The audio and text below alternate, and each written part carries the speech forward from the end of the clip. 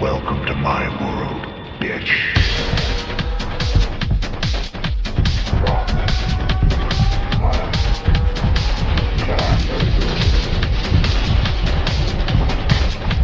The power of Christ compels you! The power of Christ compels you!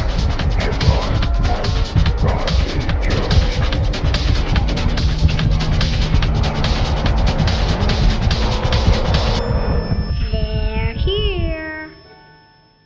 Welcome to the 178th episode of the Supernatural Occurrence Studies Podcast. So astrologically paranormal. Good one. My name is Jason Knight, host of this show, and with me, as always, is Oscar Spector. producer extraordinaire and podcast co-host. Did you have a little hiccup there? No, I wanted to give you a pause so you can freak out. Because you're waiting for me to say it so you can just get right into the next line. That's right. So I was poking with you. Trying to throw me off my I am. game. Yeah. That's all right. That's all right. I feel like I'm off tonight. This is a long one, but a good one. What has been up with you, man, since last month? Since catch last month. Oh, yeah. So I got that tattoo I mentioned that I was going to get. Furthermore, there was a discussion we were having while I was at getting my first tattoo, because I've gotten two this year, and just two I will be getting until next year. And after my first one, I got my first one at the Chicago Villain Arts Tattoo Convention. And while I was there, the artist that was doing that tattoo, that was doing mine, had his brother, who was also an artist, the booth right next to him. And he was offering... It's crazy. Yeah, this was crazy. He was offering free, like 20-minute sessions, free taint tattoos. Oh, my God. The taint, you know what I mean? It's the space between your asshole and your genitals. That's the one. Right. The landing strip, there's many... not the landing strip, that's the other thing. That's the other thing. Yeah. But the runway, right, to the ass hole. My God. So he was offering them for free. It wasn't for like the whole day or anything, but it was such a weird left turn to know this thing that this guy was doing. I was seeing, I couldn't see very well from because I was getting tattooed, but before or during my break or whatever, I would see him and wide open in front. It wasn't no curtains. Wow. Just like he was just doing them. So you saw people getting their taint tattooed. I didn't go in there and see, but yes. They were doing it. Yes, they were doing it. In front of God and everybody. And had I either done this, had I anticipated it, or had my artist finish early, which of course I'm not going to rush my artist. No. I would have gotten one. You were going to do it. Yeah, that's so I told the guy, I want to get one. That's what we were going to talk about on the show last time. Yes. You didn't want to. I didn't want to in case I didn't do it at that time, because it was that weekend that we were recording, and I'd gotten an extra free ticket to come the next day, the last day of that convention, and the brother wasn't offered free taint tattoos the next day as well. Taint tattoos. And the guy won for best worst tattoo in a year or something. Whatever. Best worst. Yeah. That's funny. Him and his other artist friend, they tattooed each other's taints, and that's how they won best worst. We get tattoo. together and do podcasts. Some people get together and they tattoo their taints together. I think it's great. If they're not bonded for life, I don't know what bonds you. I don't know what does it better than that. I can't even imagine what that feels my idea for what I wanted to get is to have the word love or something love, so it could be a tainted love, like the song. That's what I wanted to get. Oh my God. It's perfect, Jay. Where is this show going? I'm just saying it's a perfect idea. Could we put in a clip of that I almost song couldn't here? contain myself. I was supposed to be still. I almost couldn't contain myself with glee at the idea that I might get a taint tattoo, which is so impulsive. Something I'd never imagined getting, by the way. It's not like I've been looking for a taint artist. I forget it even exists. Right. But it was such an impulsive thing that I was so yes for, because it's so unique, and literally only the people that know me best will ever get to see it. You know what I'm saying? I know what you're saying. It's foolproof. It's great. It's a cocktail story. It's great. It works on so many levels. Tainted love. Yes. God damn it. Yes. So to be clear for the audience, you did not get your taint tattooed. No, because because he was done offering it. He was doing regular sessions by appointment that he had for money, which is understandable. So he wasn't offering it. And I didn't go the next day because I just felt like shit. I just didn't feel like getting out of the house. I think I depleted all of my social networking that I wanted to do. all the peopling was on the done. Saturday, you know, because because after that tattoo, I also came to see you after. So like I was like, oh, it's been out all day. I don't want to do it. Yeah. Stayed home basically on that Sunday. But you did get another tattoo on your leg. Yes, I got this about 2 weeks ago, a little less. It's pretty cool. Yeah, 2 weeks ago. And I forget where, in Kankakee, Illinois. That's where I went. Okay. Yeah.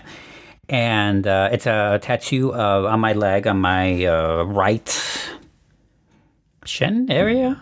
Not the shin, because the shin is like only the front, right? Oh, the shin is front, yeah. So to the side of your leg, like above your ankle. Yeah, exactly. And it's another Kirby tattoo. So it's a Kirby tattoo with it's a Kirby tattoo that ate an Umbreon, which is an evolution from Pokemon. So if there's Pokemon people out there, they know what you're talking about. So yeah, Umbreon's my favorite, probably my favorite Pokemon ever, and at least my favorite evolutions. And basically, I just made a Kirby, or not made, but this artist did a Kirby that ate and transformed into an Umbreon. Because that's what I'm doing. I'm doing a whole Kirby leg over time. Yeah. And this one artist that I'm seeing, this is my second time seeing her, is going to be doing more Kirby ideas that I'll be having. So. Could we put because I'm sure there's the majority of people out there are like, what the fuck is that? So we can put a picture on Instagram. What is our demographic of age groups that we tend to like attract? Do you know? I would say everybody. Everybody, just everybody. Really? Yeah. I mean, we've got yeah. I would say so. If I can ask you, kids. Sorry, our demographic is wide. Wide. It's varied. I'm gonna try to find and send it to you now before I forget. Yeah. I'll put it up on Instagram. You got some likes on the last tattoo that I put up there. So that's cool. Yeah. So I too got something new. I know on the last show we talked about I was in the market for a new car, right? Mm-hmm. And so I did get a new car. The car buying, and I said it in the last episode, I'm going to say it again, the car buying process is fucking terrible. There should be laws around this shit. It's an awful experience. I'm sorry if you're a car salesman out there, but fuck, man. Horrible. I didn't get a Tesla. And right. I guess partially it was, what if I am driving somewhere and some asshole who can't separate cool tech from politics sails a brick through my window, or I'm parked at a restaurant and someone keys my car. I don't want to fucking deal with that shit. And it sucks because I really had my heart set on Tesla, but I still got an EV, but I went with the Cadillac EV. So I got what's called a Cadillac Optic, and I'm glad I went with that instead of the Tesla for sure. Okay. So I'm excited. I'm happy. It's not home again because when they, I guess, took it off the truck, there were some dings on it. And I said, nope, it's not brand new. So if they're fixing it right now, they're doing some paint touch-ups, so I have a loaner. But it was just a horrible nightmare. I turned into a person that I am not.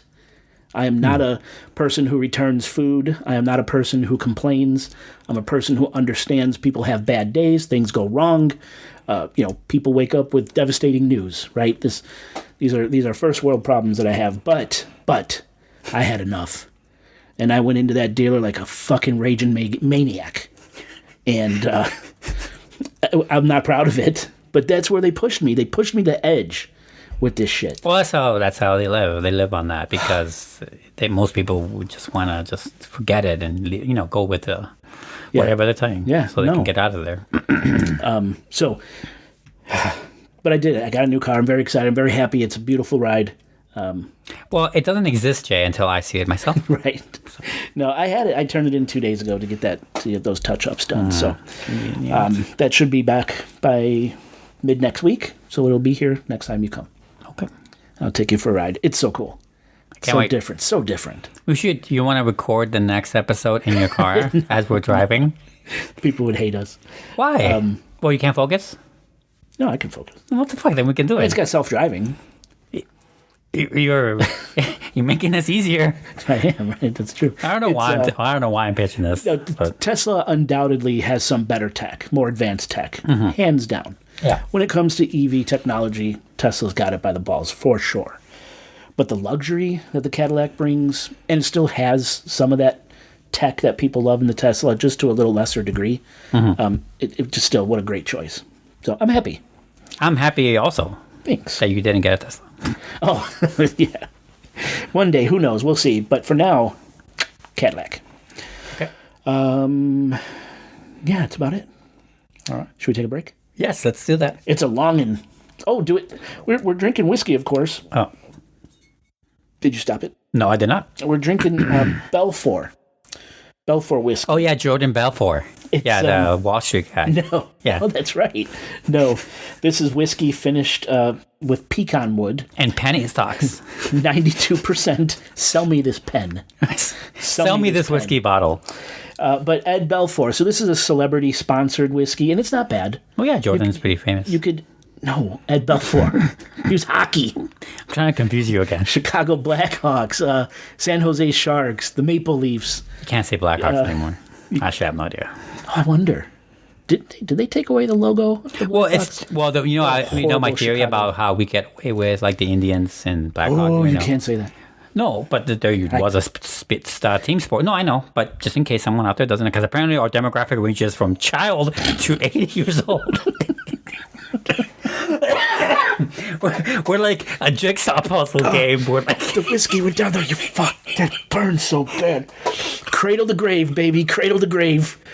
That's our that movie with demographic. DMX, right? Fuck. There's a movie called Cradle to Grave with Jet Li and DMX, I think. DMX. Yeah, remember? I do. Actually, Anyway, I do. what the fuck was I saying? I had I a don't great know, but fucking you- thing, and you just... She's like, apparently our demographics. Oh, fuck. That was funny. I can't laugh. Oh my god. Fuck. I don't remember. It was so good, We were talking hockey. Oh, yeah. So, apparently the reason why it's easier to get away with saying Blackhawks or having a team like that, or Indians or whatever, is because, unfortunately, most of the people that would care about that are dead. We did such a good job exterminating them. Yeah. We as in Americans, I mean, and by we I mean really white Americans, and they did such a good job that there's no one around to care, Well, maybe there's a little truth to that. I don't or less around What to do I care. know? I'm not saying no one, but it sucks. It's a terrible thing. It's just an observation. But Yeah, well, I mean, this Mr. Belfour did play for, and I think I'm hitting the table, so I apologize. He did play for the Chicago Blackhawks. okay, Yeah, so that's the whiskey we're drinking. It's good. I like it. Check it out. Oscar, can we take a break? are you sure this time? Yes. Okay.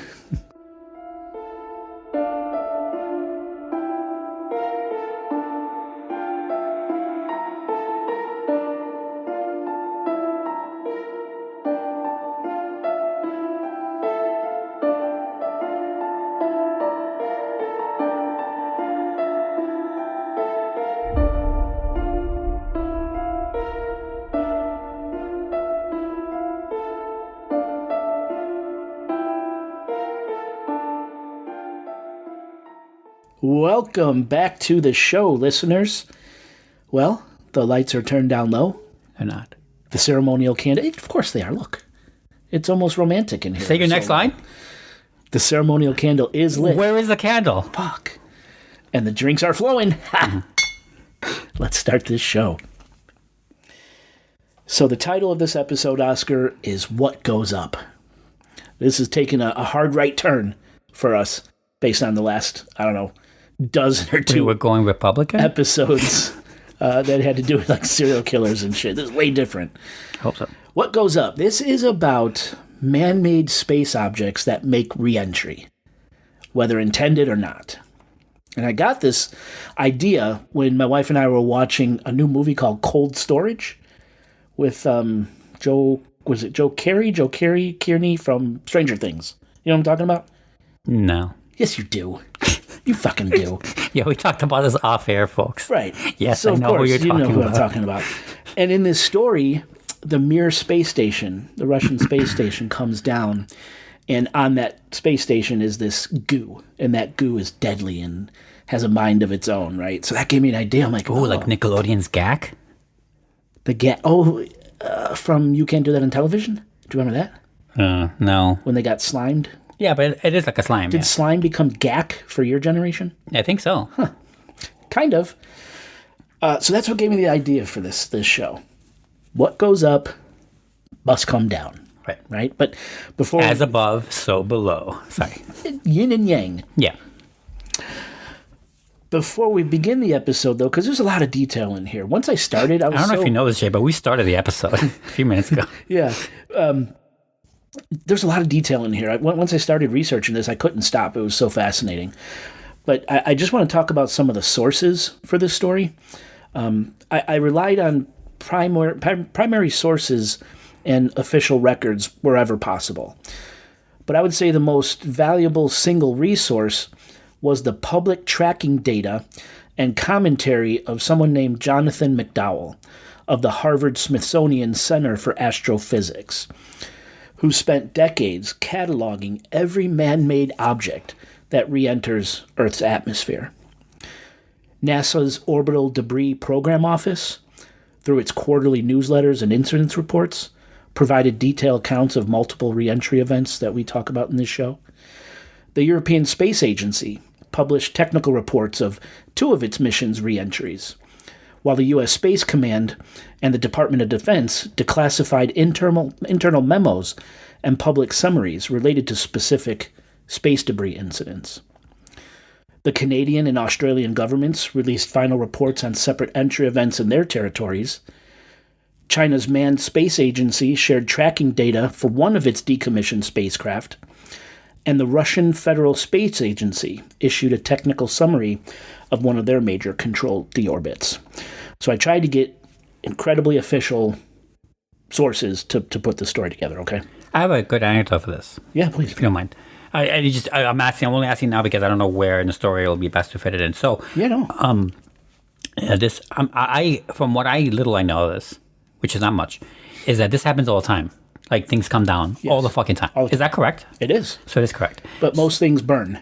They burn. Well, no, yeah, totally. Yeah. Re-entry means that they probably disintegrate in the atmosphere. Not all of them do. Right, not all, right. Also, not all of them do. I mean, if anyone's seen the first episode of Dead Like Me, the main character gets killed by a falling space toilet that hits her from space. I remember that. That's a show, though. Oh, you're right. Show? Yes. Okay, it's like a flying toilet that's from space. Yeah. But this reminds me of a story from a show called The West Wing. Really? In The West Wing, there's a character, Donna, who finds a report. You know, she works at the White House in the show. She finds this report that says a decommissioned Chinese satellite is due to re-enter and parts unknown. Like they don't know where it's going to land. This is real. It's going to land that day, the day she gets a report, right? This is real. And she starts freaking out, telling everyone about it. And like, we got to duck and cover, we got to do something. And then at some point later on in the episode, everyone ignores her.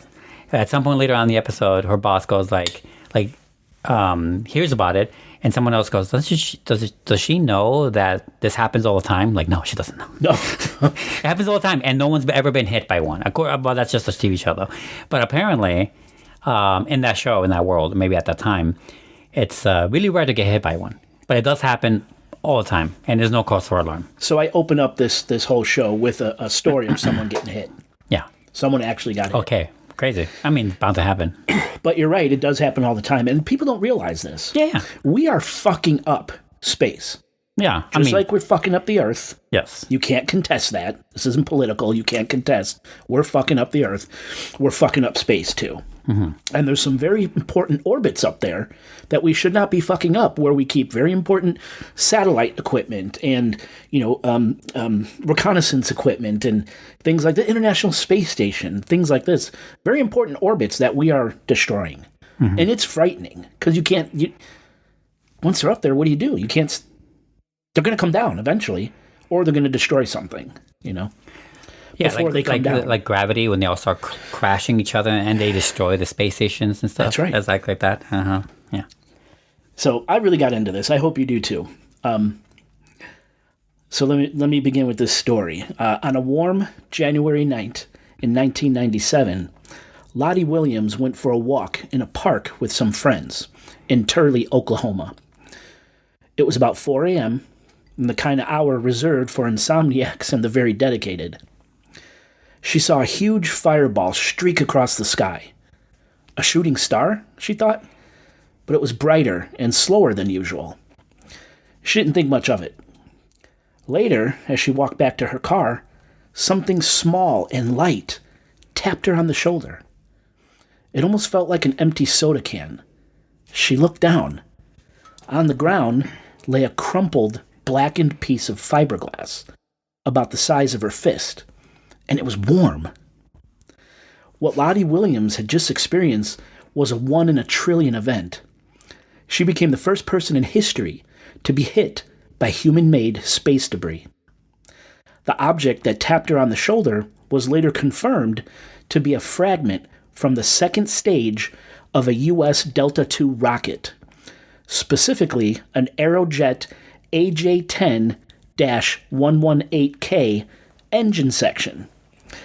A year earlier, that rocket launched from an Air Force satellite. A year earlier, that rocket launched an Air Force satellite from Vandenberg Air Force Base in California on April 24th, 1996. And its spent stage had been circling Earth in a decaying orbit ever since.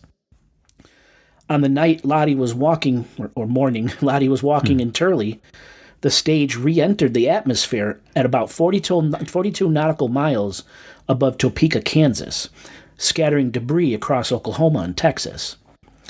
The largest piece, a 551-pound propellant tank, landed just 164 feet from a farmhouse in Georgetown, Texas. That's fucking heavy. 551 pounds. Yeah. But the small, blackened piece that found Lottie's shoulder had spent 12 months in orbit, enduring hundreds of degrees of temperature swing, until atmospheric drag finally pulled it down. The fragment now sits in a drawer somewhere, a souvenir of the only confirmed case of a human being struck by fallen human-made space debris. Now, Jonathan McDowell has spent decades tracking this kind of debris. An astronomer at the Harvard-Smithsonian Center for Astrophysics, he maintains one of the world's most detailed public databases of re-entering space objects. When asked about Lottie's close call, he didn't sound surprised, just weary. Quote, "We've been lucky," he said, "but when you do this for 50 years, eventually you're going to get unlucky." Mm-hmm. And that's the unsettling truth here. The situation overhead is no longer just a concern. It's a full-blown crisis. The European Space Agency now tracks 44,870 human-made objects longer than 10 centimeters, about the size of a softcover book. But those are just the pieces we can see. The true count of orbiting debris larger than 1 centimeter, a size capable of shredding a spacecraft's thermal blanket or shattering a solar panel, has surpassed 1.2 million. And for every one of those, there are an estimated 140 million fragments smaller than a centimeter, invisible to radar, but moving with the force many times that of a bullet. The total mass of this orbiting junk, from dead satellites to frozen blobs of reactor coolant, has ballooned to 15,800 metric tons, heavier than the Eiffel Tower, or 3 large cruise ships, or 15,800 cars. Or my dick. And take a drink. I really tried resisting that one. Okay, I'll give that was a good one. Thank you. Now, even more alarming is the debris' density in the most popular orbital lanes. In the 342-mile altitude band, which is prime real estate for internet constellations like Starlink, the number of hazardous debris objects now rivals the number of active satellites. This congestion forces operators to perform a staggering number of collision avoidance maneuvers. In just the first half of 2025, the Starlink constellation moved to dodge potential impacts 144,404 times. Wow. That's a collision warning every couple of minutes for 6 months straight. Wow. According to a recent NASA study, if a major solar storm were to knock out our ability to track and maneuver, a catastrophic collision would likely occur in less than 3 days. And this scenario has a name. It's called the Kessler Syndrome. Proposed in 1978 by NASA scientist Donald J. Kessler, The Kessler Syndrome describes a runaway chain reaction in low Earth orbit. Imagine two large objects colliding up there, say a dead satellite and a spent rocket stage. The impact shatters them into thousands of fragments. Those fragments hit other objects, creating even more fragments. Like a cascade. Yeah. At a certain threshold, the debris field becomes so dense that collisions cascade beyond control. Even if we launch nothing else, that junk would keep multiplying, shredding satellites and spacecraft for generations. Yeah, just like Gravity. That's exactly the plot of Gravity, the movie. Is it really? Yeah. Have you never seen it? I did. I just don't remember. Yeah. That's how it opens. That's the first disaster. Okay. And that disaster starts cascading into other parts as she's trying to get away by escaping from the initial American NASA station to the ISS. That's right. And that starts getting also bombarded by all the satellite debris that's this. constantly circling. That's exactly what happened in that movie. That's this. That's exactly what they're acting out. Yeah. The Kessler Syndrome. And some of our important orbital bands could be unusable for decades or even centuries. Yeah. Now, the good news is we're not there yet, but according to Kessler's models, some altitudes are already approaching that tipping point. The question isn't whether a cascade will begin, but when it will begin, right? Yeah, it's like everyone's obsessed. It's like we're obsessed with making and building the future via rockets and, habitats or going to Mars, fancy things that make us feel glorious, but no one wants to do the cleanup. No one wants to do cleanup. Cleanup is never sexy. Making a road is never sexy. Things we need are never attractive to do. That is the crux of this always whole by episode. Kicking and screaming do we have to do them, and almost always after already a big disaster has happened. That's right. That's how we learn, because we're stupid. But yeah. And to your point, believe it or not, every week, on average, a piece of human-made junk re-enters our atmosphere. Most of it burns up. A brief man-made meteor that you'd make mistake for a shooting star. Right. Make a wish on. Make a wish on a piece of flaming poop. And when it doesn't happen, or it turns against you, now you know why. Yeah. But sometimes that math goes wrong. Sometimes the heat shields, they hold. Sometimes the rocket misses the ocean by a few miles. Right. And sometimes, very rarely, a piece of space debris taps a woman on the shoulder in an Oklahoma park. Now what follows is a brief catalog of debris, both controlled and uncontrolled, that fell from space. Some were designed to come home. Most were not. Their stories trace the arc of our species' reckless, brilliant, and often careless expansion into the cosmos. And they also raise a question that no one's yet answered. Who cleans up the sky? You need to it needs to be done. We need to make a giant net or whatever the hell we have to do it. But we have to do it. And it's not going to happen, but we have to do it. Yeah. So the first one, I want to get a little bit more into Lottie Williams, the woman who got tapped on the shoulder, just a little bit deeper. So this is the Delta II rocket stage, the one that hit a woman. So the Delta II was a workhorse of American spaceflight for 3 decades. On November 1996, one of them lifted off from Vandenberg Air Force Base in California, carrying a GPS satellite for the U.S. Air Force. After the satellite was deployed, the rocket's second stage remained in orbit, a dead hulk of aluminum and steel. It circled Earth once every 90 minutes, slowly losing altitude. On January 22, 1997, that stage re-entered. Most of it burned up, but not all. A small piece, a woven composite material, from the stage's motor casing, survived 3,000 degrees heat of re-entry. It fell toward Turley, Oklahoma at terminal velocity, which for an object that small is about 100 miles an hour. It's fast. And it's fast enough to sting, but thankfully not fast enough to kill. Yeah. Lottie Williams saw the fireball, felt the shoulder tap, and later handed the fragment to the local sheriff. The U.S. Space Command confirmed that re-entry window matched the time and location where Lottie got hit. So it was a piece of this rocket. Mm-hmm. To this day, she remains the only person to have ever been hit by a piece of human-made space debris. The case is often cited as a lucky near miss, but also a warning. As Jonathan McDowell puts it, the probability is low, but the consequence is high. and we're putting more objects up there every year, end quote. Meaning that while the odds of any particular piece of debris hitting a person are extremely low, the consequences of a strike, especially from a larger object or one containing toxic or nuclear material, which we'll talk about here shortly, could be catastrophic. And McDowell's warning is simple. Luck has held so far, but statistics suggest it won't hold forever. No, it will not. It also reminds me of raining debris like that. It reminds me of this book called Seven Eves. It's a sci-fi book. It's sci-fi meaning fiction, but in this scenario, the moon cracks basically, and debris from the moon starts shattering and hitting our atmosphere. And the way that the book, because it's very accurate, the book, and the way that the science, but the fake is, of course, that the moon will never crack. That's the only fake. But what happens to Earth is what's kind of realistic and taken in scientifically, I guess, as much as you can. And in it, it depicts this picture of all these spikes shooting down pieces of the moon over time, blanketing first our atmosphere and then shooting down endlessly for, I think they put in the book like 100, 200, 300 years straight.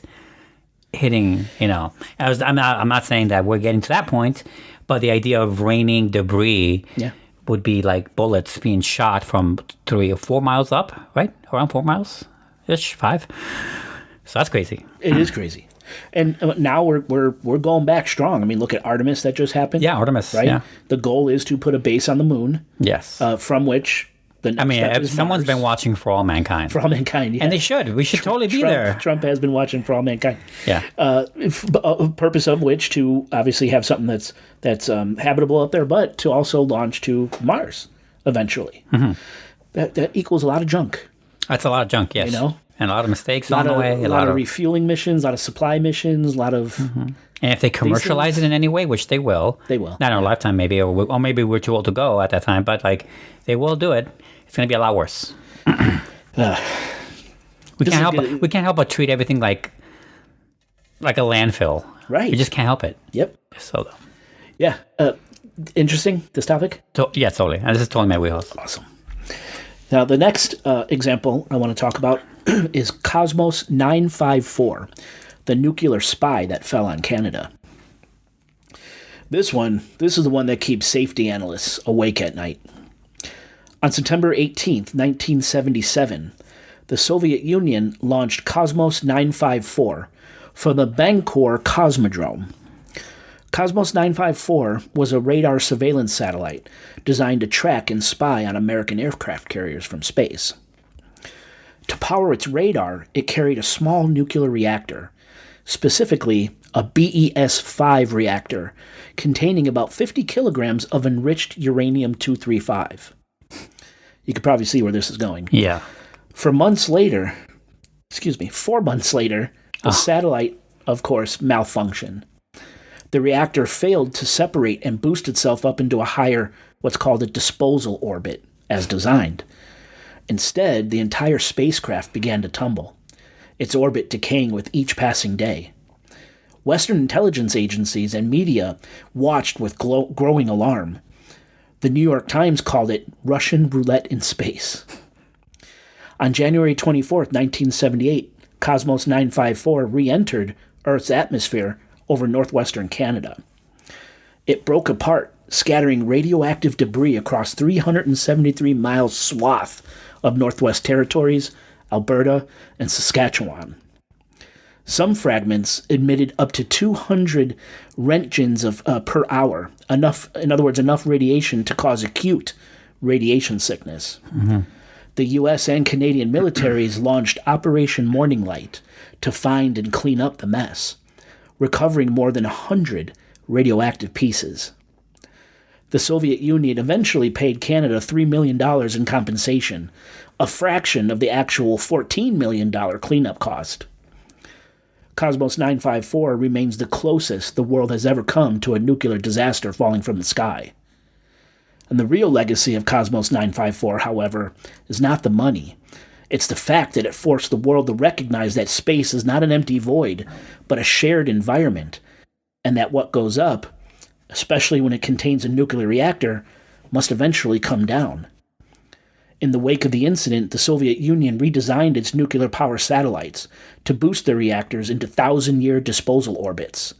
But the older ones are still up there, and some are still falling. 1,000-year disposal orbits. Isn't that crazy?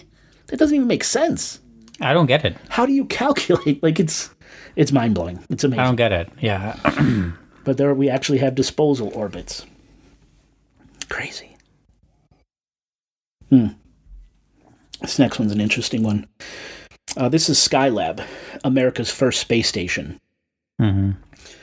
So Skylab was America's first space station. It was a converted Saturn V rocket stage, weighing 75.7 tons, a behemoth that remains the largest single object ever placed into orbit by the U.S.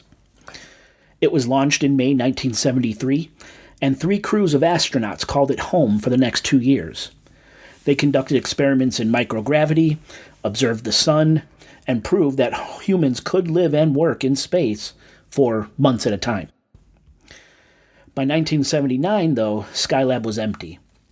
It was essentially abandoned due to the combination of budget cuts and major strategic shifts at NASA, mainly focusing energy and funds on the brand new Space Shuttle program, leaving Skylab in a powerless, uncrewed parking orbit. Now, unfortunately, Skylab's orbit decayed faster than NASA predicted, thanks to higher than expected solar activity that expanded the Earth's atmosphere and increased drag, which accelerated Skylab's fatal descent. Skylab was going to fall, and all NASA could do was aim it. So on July 11, 1979, Skylab made its final descent. NASA controllers tried to target the Indian Ocean as a crash zone, but Skylab had other ideas. It broke apart over Western Australia, scattering debris across a 93-mile stretch between the towns of Esperance and Wallina. Residents reported large sonic booms and the sight of burning metal streaking across the sky. Some pieces were large, including 2-ton oxygen tank that punctured a crater into the ground, and a lead safe, they had it in quotes, a lead safe the size of a filing cabinet. But the most surreal detail emerged days later when a San Francisco newspaper offered a $10,000 prize for the first piece of debris delivered to their office. Wow. A 17-year-old local named Stan Thornton pulled the fragment from his roof, hitched a ride to the airport, and flew all the way to California and claimed the prize, and cementing Skylab's strange legacy as the world's most chaotic treasure hunt. And thankfully, after all this, no one was hurt during this massive re-entry. Well, it went into Australia, right? Yeah. So, I'm not saying if you have to go somewhere, Australia, Siberia, there's a lot of space where there's nothing there. So, that's exactly why they tried to aim it at the Indian Ocean first. No, I get that. Yeah, but I'm saying Australia is not, it's not that bad. It's not New York City. Right. Or it's, some other country that have millions more people surrounded. No, you're right. So I don't know the square mileage of the Outback, but I'm guessing it's millions upon millions upon millions of square miles. They have more space. They have way more space that they don't use than they use. Oh, good. It's a good way to put it. That's it, yeah. Now, as a joke that has gone down in infamy, the town, or shire, they call it in Australia, I guess, of Esperance actually sent NASA a $400 fine for littering. No way. Which was never paid, of course. What? Decades later, a California radio station raised the money to settle that debt, but NASA's never cashed the check. The Skylab debris, however, it's still there. Some pieces were recovered and put on display. Others remain scattered across the outback still, to this day. I was about to ask. Just slowly rusting away. Yeah, I was about to ask about that. Like, there's no way you don't make a thing out of it, or an attraction to look at the craters, or something, whatever. Absolutely. It's fascinating. Yeah. I would check that out. Oh, totally. So, Skylab's fall was an embarrassment for NASA, but it also galvanized international efforts to track space debris. Today, the U.S. Space Surveillance Network tracks more than 20,000 objects larger than a softball. And Skylab is the reason we know where most of the big stuff is. You mean the incident with Skylab, right? Meaning, yes. Yeah, because of what happened with Skylab, not Skylab specifically. Right, because of Skylab, the incident, we started tracking. I should look into that one. I'm curious how I looked. Skylab when it was around. Listeners, I should have mentioned this. I'm going to have tons of photos in the show notes. I don't have photos. I don't think we have photos. I don't think photos exist of Skylab. Too late. I mean, it's too early. It was like 70s, right? So I certainly didn't find any photos of it entering the atmosphere. No, I don't mean that. I mean Skylab itself. I'm curious about it check because the show notes. Because it's cool. It's in there. Like we had crazy things up there, Yeah. Some of the shit is so gone cool. from. I mean, and it was gone before I was born. So like that sucks. Yeah. No, in the show notes I have pictures of all this stuff. Cool. Yep. And you were already 18 when that happened. Oh Jesus! I was born in '77. The next one, number 4, is the Long March 5B core stage, the rocket that flew over every city. What? On May 5th, 2020, China launched the maiden flight of its Long March 5B rocket, successfully delivering an experimental crew spacecraft to orbit, an experimental spacecraft to orbit. Mm-hmm. But then something unusual happened. The rocket's massive core stage, 98.5 feet long and weighing 17.8 tons, also reached orbit. Unlike most rocket stages, which are designed to fall back to Earth shortly after launch, the Long March 5B's core stage was placed into a low orbit where it didn't belong, and that's where it stayed. For 5 days, trackers watched in horror as the stage's orbit decayed. The predicted re-entry path passed directly over Los Angeles, New York, Beijing, and a dozen other major cities. This is a quote, "I'd never seen a major re-entry pass directly over so many major metropolitan areas," Crazy. tweeted Jonathan McDowell. Remember, he's an astronomer at the Harvard-Smithsonian Center for Astrophysics and leading expert on space debris and uncontrolled re-entries. Now, the uncertainty of the Long March 5B's core stage re-entry point was maddening, and because the stage was tumbling, its drag profile was unpredictable. Re-entry windows shifted by the hour. On May 11, 2020, the stage re-entered over the Atlantic Ocean off Mauritania. It's a country off of northwest Africa. I've never heard of it. Splashing down, far from land in the ocean. No debris was recovered, and thankfully no one was hurt. But the incident exposed a glaring gap in international space law. There's no rule that says you have to aim your trash. China had done nothing illegal, but had also done nothing to minimize risk. And the world held its breath. The Long March 5B's design had been used several more times with similar uncontrolled re-entries, and each time the world holds its breath. And so far, each time the rocket falls into the ocean, but so far isn't a safety guarantee. Yeah, it's like, the grand majority of the Earth is covered by water, so most times when something falls, it will most likely hit the water, but not every time. Not every time, that's right. I feel like I get why we don't have ethics committees anymore or some sort of version of responsibility crew or charters or laws that are kind of a blanket thing to account people that are accountable for things. In this case, China or us, or in many ways, Russia. Those are the top three, really.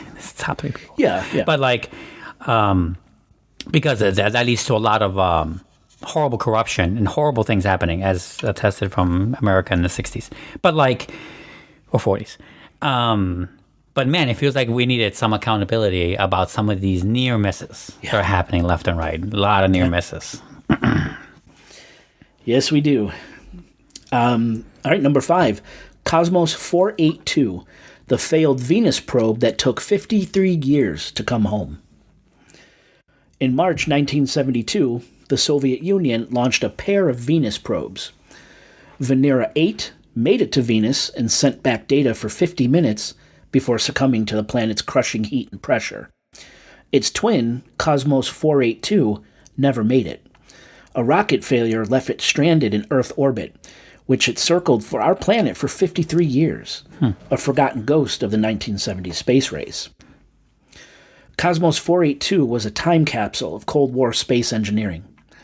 It carried a spherical landing capsule designed to survive Venus's 860-degree Fahrenheit surface temperature and 90 atmospheres of pressure, or the pressure of being about 0.6 miles deep in the ocean. That same heat shield, intended for the hell of Venus, also made it capable of surviving re-entry into Earth's atmosphere. Not good. For decades, the satellite was just an afterthought, one of thousands of pieces of space junk in orbit. But as its orbit decayed, experts began to pay attention.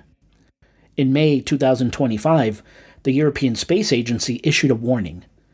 Cosmos 482 would re-enter within days. The landing capsule, weighing about 1,100 pounds, might survive. Where it would land was anyone's guess.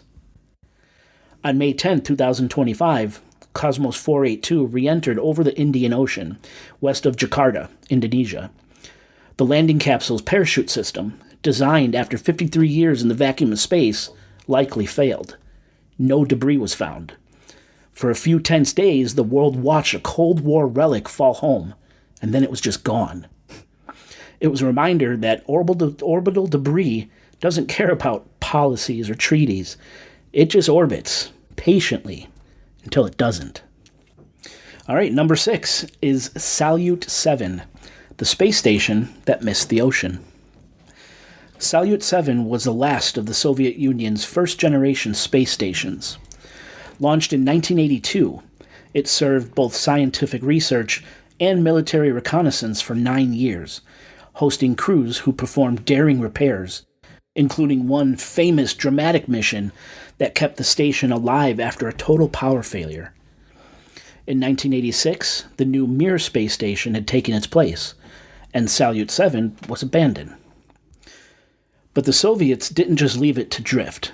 That same year, they boosted the vacant station into a higher orbit, a 295-mile by 306-mile perch, where they expected it to remain until 1994. They even considered retrieving it using the Buran space shuttle, the Soviet Union's answer to the NASA's orbiter. But the plan never materialized. Buran flew only once, an uncrewed test flight in 1988, and the program was canceled soon after.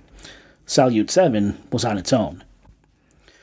Docked to Salyut 7's side was Cosmos 1686, a modified cargo spaceship that had arrived in 1985, carrying 9,921 pounds of supplies and nearly doubling the station's habitable volume. Together, the complex massed 43 tons, heavier than a Boeing 737. After the final crew departed in 1986, both Salyut 7 and Cosmos 1686 suffered major system failures, making the complex impossible to control from the ground. The Soviets had planned to fire Cosmos 1686's engines for a controlled deorbit, but the propellant supply had dwindled to just 154 pounds, far short of the 1,102 pounds required for a safe descent. For 5 years, the dead station drifted. In early 1991, Soviet controllers made one last attempt to aim it at the Atlantic Ocean, firing thrusters to lower its orbit. But the tumbling, lifeless complex had other ideas. The official Soviet news agency, called TASS, or the Telegraph Agency of the Soviet Union, insisted that no one was to blame. The unexpected increase in solar activity, they said, had made the orbit impossible to predict. But some Soviet scientists were furious. A scientist who was a veteran of the Military-Industrial Commission claimed he had warned for 5 years earlier that the station lacked enough fuel for a controlled reentry. Okay. The director of the Institute of Applied Geophysics was blunter when he said, quote, "It's insulting to hear the report that solar bursts are unpredictable. That burst was not a surprise at all." Typical Russian cover-up, you know. On February 7, 1991, at 11 p.m. Eastern, Salyut 7 re-entered over Argentina. Traveling at more than 17,000 miles per hour, the 43-ton complex left a trail of fire across the night sky. Witnesses described it as a video game come to life, a glowing object that broken into 7 or 8 luminous spheres before disappearing. One man in San Juan, stepping to his window to light a cigarette, watched the station disintegrate and thought for a moment he was seeing a comet. A policeman mistook it for a plane falling in flames. The station split into an estimated 250 pieces of debris, with surviving fragments weighing somewhere between 2,646 pounds to 3,968 pounds. Wow. Massive. Very accurate numbers, by the way. Of debris things. The debris scattered across hundreds of miles. San Juan, Santa Fe, Entre Rios, Venado Tuerto, even as far south as Puerto Madryn. I don't know these places. That's where it was. The largest piece, a hatch or bulkhead the size of a washing machine, crashed into the patio of a house in Capitan Bermudez, a town of about 30,000 people. And remarkably, no one was killed or injured. The station's pre-dawn arrival around 1 a.m. local meant that more residents were indoors, not standing in their yards or in the streets. Okay. Today, fragments of Salyut 7 are on display in museums across Argentina. At the Oro Verde Astronomical Observatory in Entre Rios, at the local museum in Fermat, and at the famous UFO Museum in Victoria, which preserves a large piece of the station. Spherical metal tanks, charred and scarred by re-entry, sit under glass. These strange souvenirs of the night a Soviet space station fell on South America. Salyut 7 was a near disaster. It showed that even when you try to aim a falling space station, you can miss. And when you miss, people can die. The fact that no one did was just pure luck. Yeah. Crazy, right? It's funny how so far all these stories feel like a warning. Mm-hmm. They all feel like warnings, almost like threats. Much so. Not really threats, but kind of. They're like just warnings. Very much so. Right. They're like adult, realistic bedtime stories you tell, like the equivalent we tell children to, like cautionary tales. Caution for sure. Or warn them of strangers by telling them a story about this or that or whatever. Riding Hood, whatever. And Three Little Bears. This is like that, but for science. And the moral of this story is wear a helmet. Right, wear a helmet. You go outside. Build a metal canopy over your home. Right, yeah. Or something. Metal dome. Yeah. Could you imagine being this old dude that just walked to his window to light a cigarette and see this massive hulk of metal? Yeah. Not expecting. What do you even, I mean. Yeah. Oh, man, to see something like that? How cool. Now, the next two, these are tragic. Number 7, the Space Shuttle Columbia. The day the shuttle came apart. On February 1st, 2003, the Space Shuttle Columbia disintegrated during re-entry over Texas, scattering debris across eastern Texas and western Louisiana. The cause was a piece of insulating foam that had broken off the external tank during launch, and it struck the left wing, punching a hole that allowed superheated gas to melt the wing structure from the inside. Wow. Columbia had spent 16 days in orbit, a science flight that carried 7 astronauts. Commander Rick Husband, pilot William McCool, payload commander Michael Anderson, mission specialist Kalpan Chawla, mission specialist David Brown, mission specialist Laurel Clark, and payload specialist and first Israeli astronaut Ilan Ramon. All 7 souls were lost.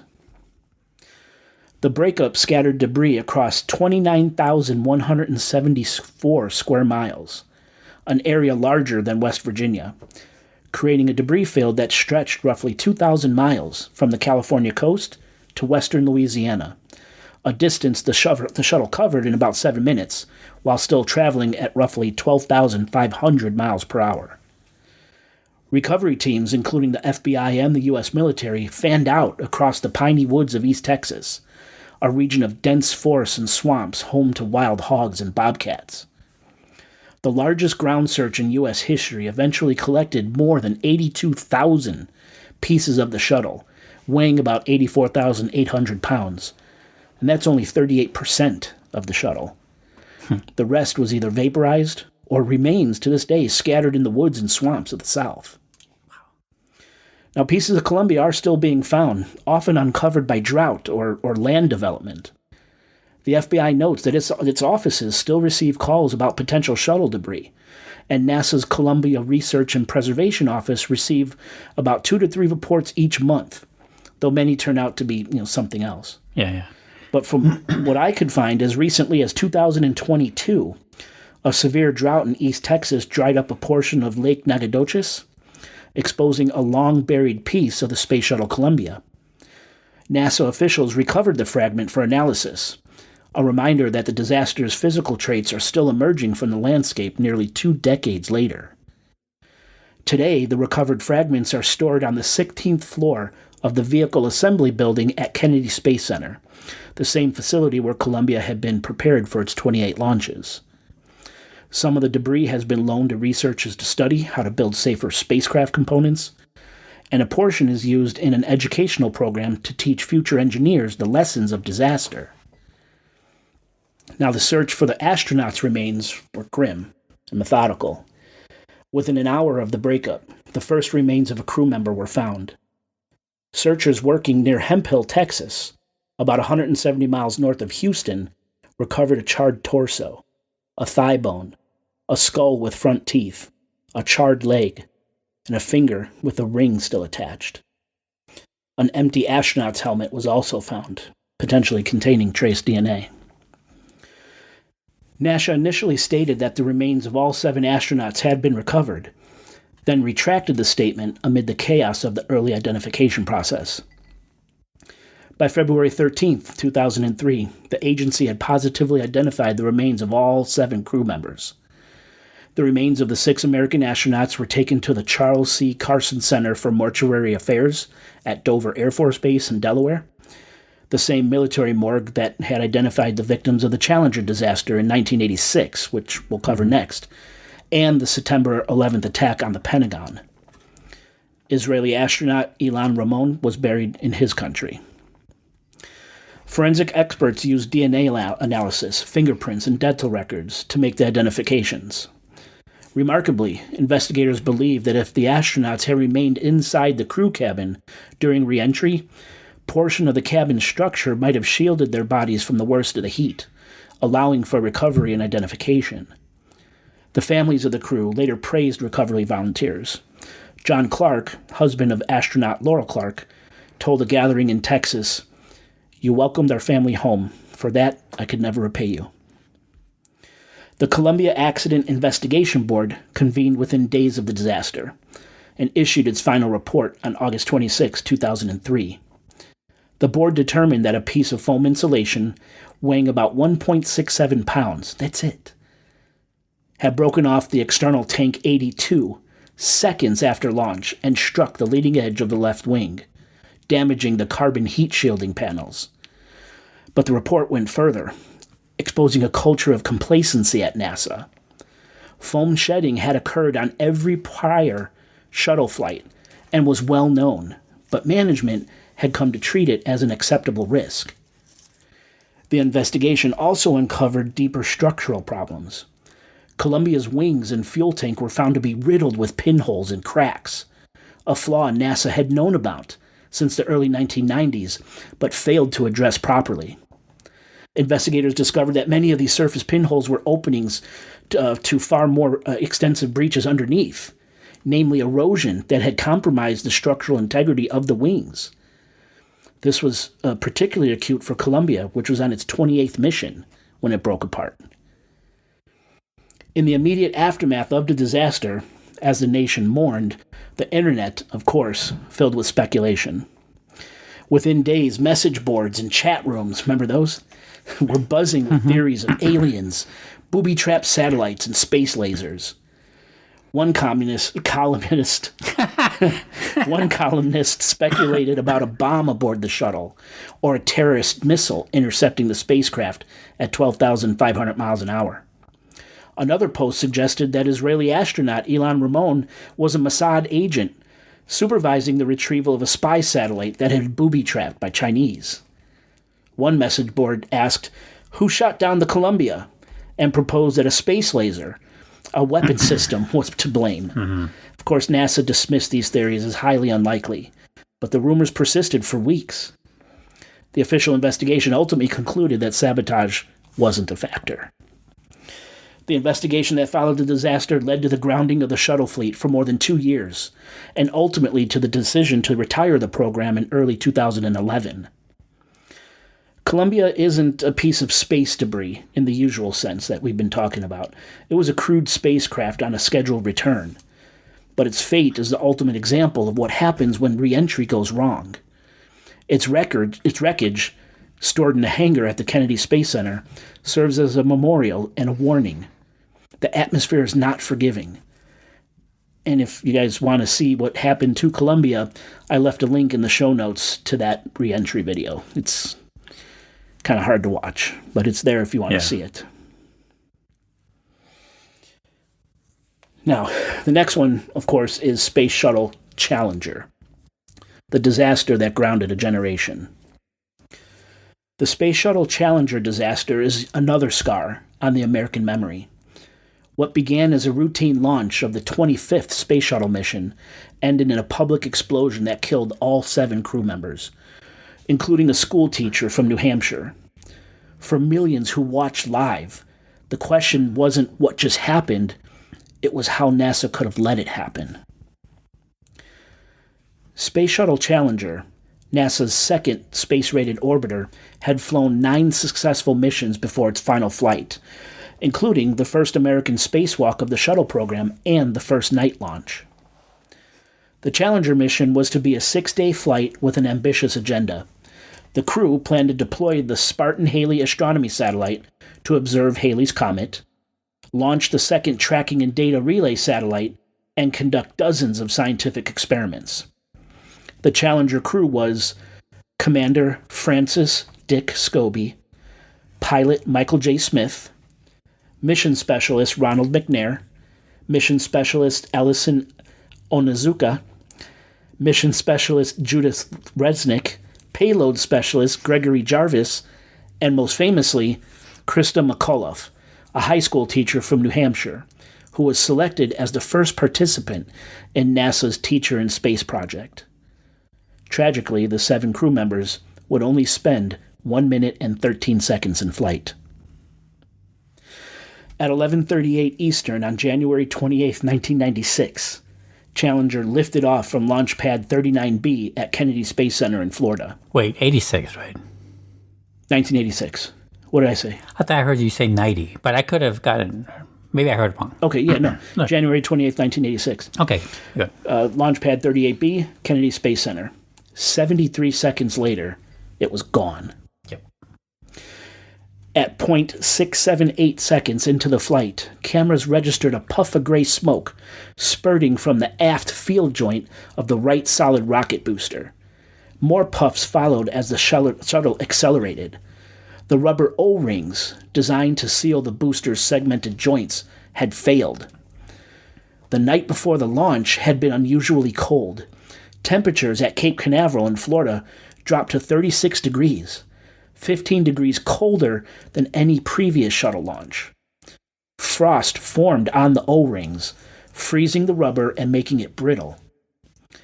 Engineers at Morton Thiokol, the contractor that manufactured the O-rings, had warned that the seals failed repeated tests under cold conditions. NASA managers dismissed those concerns.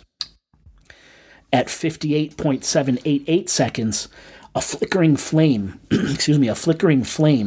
appeared on the right solid rocket booster.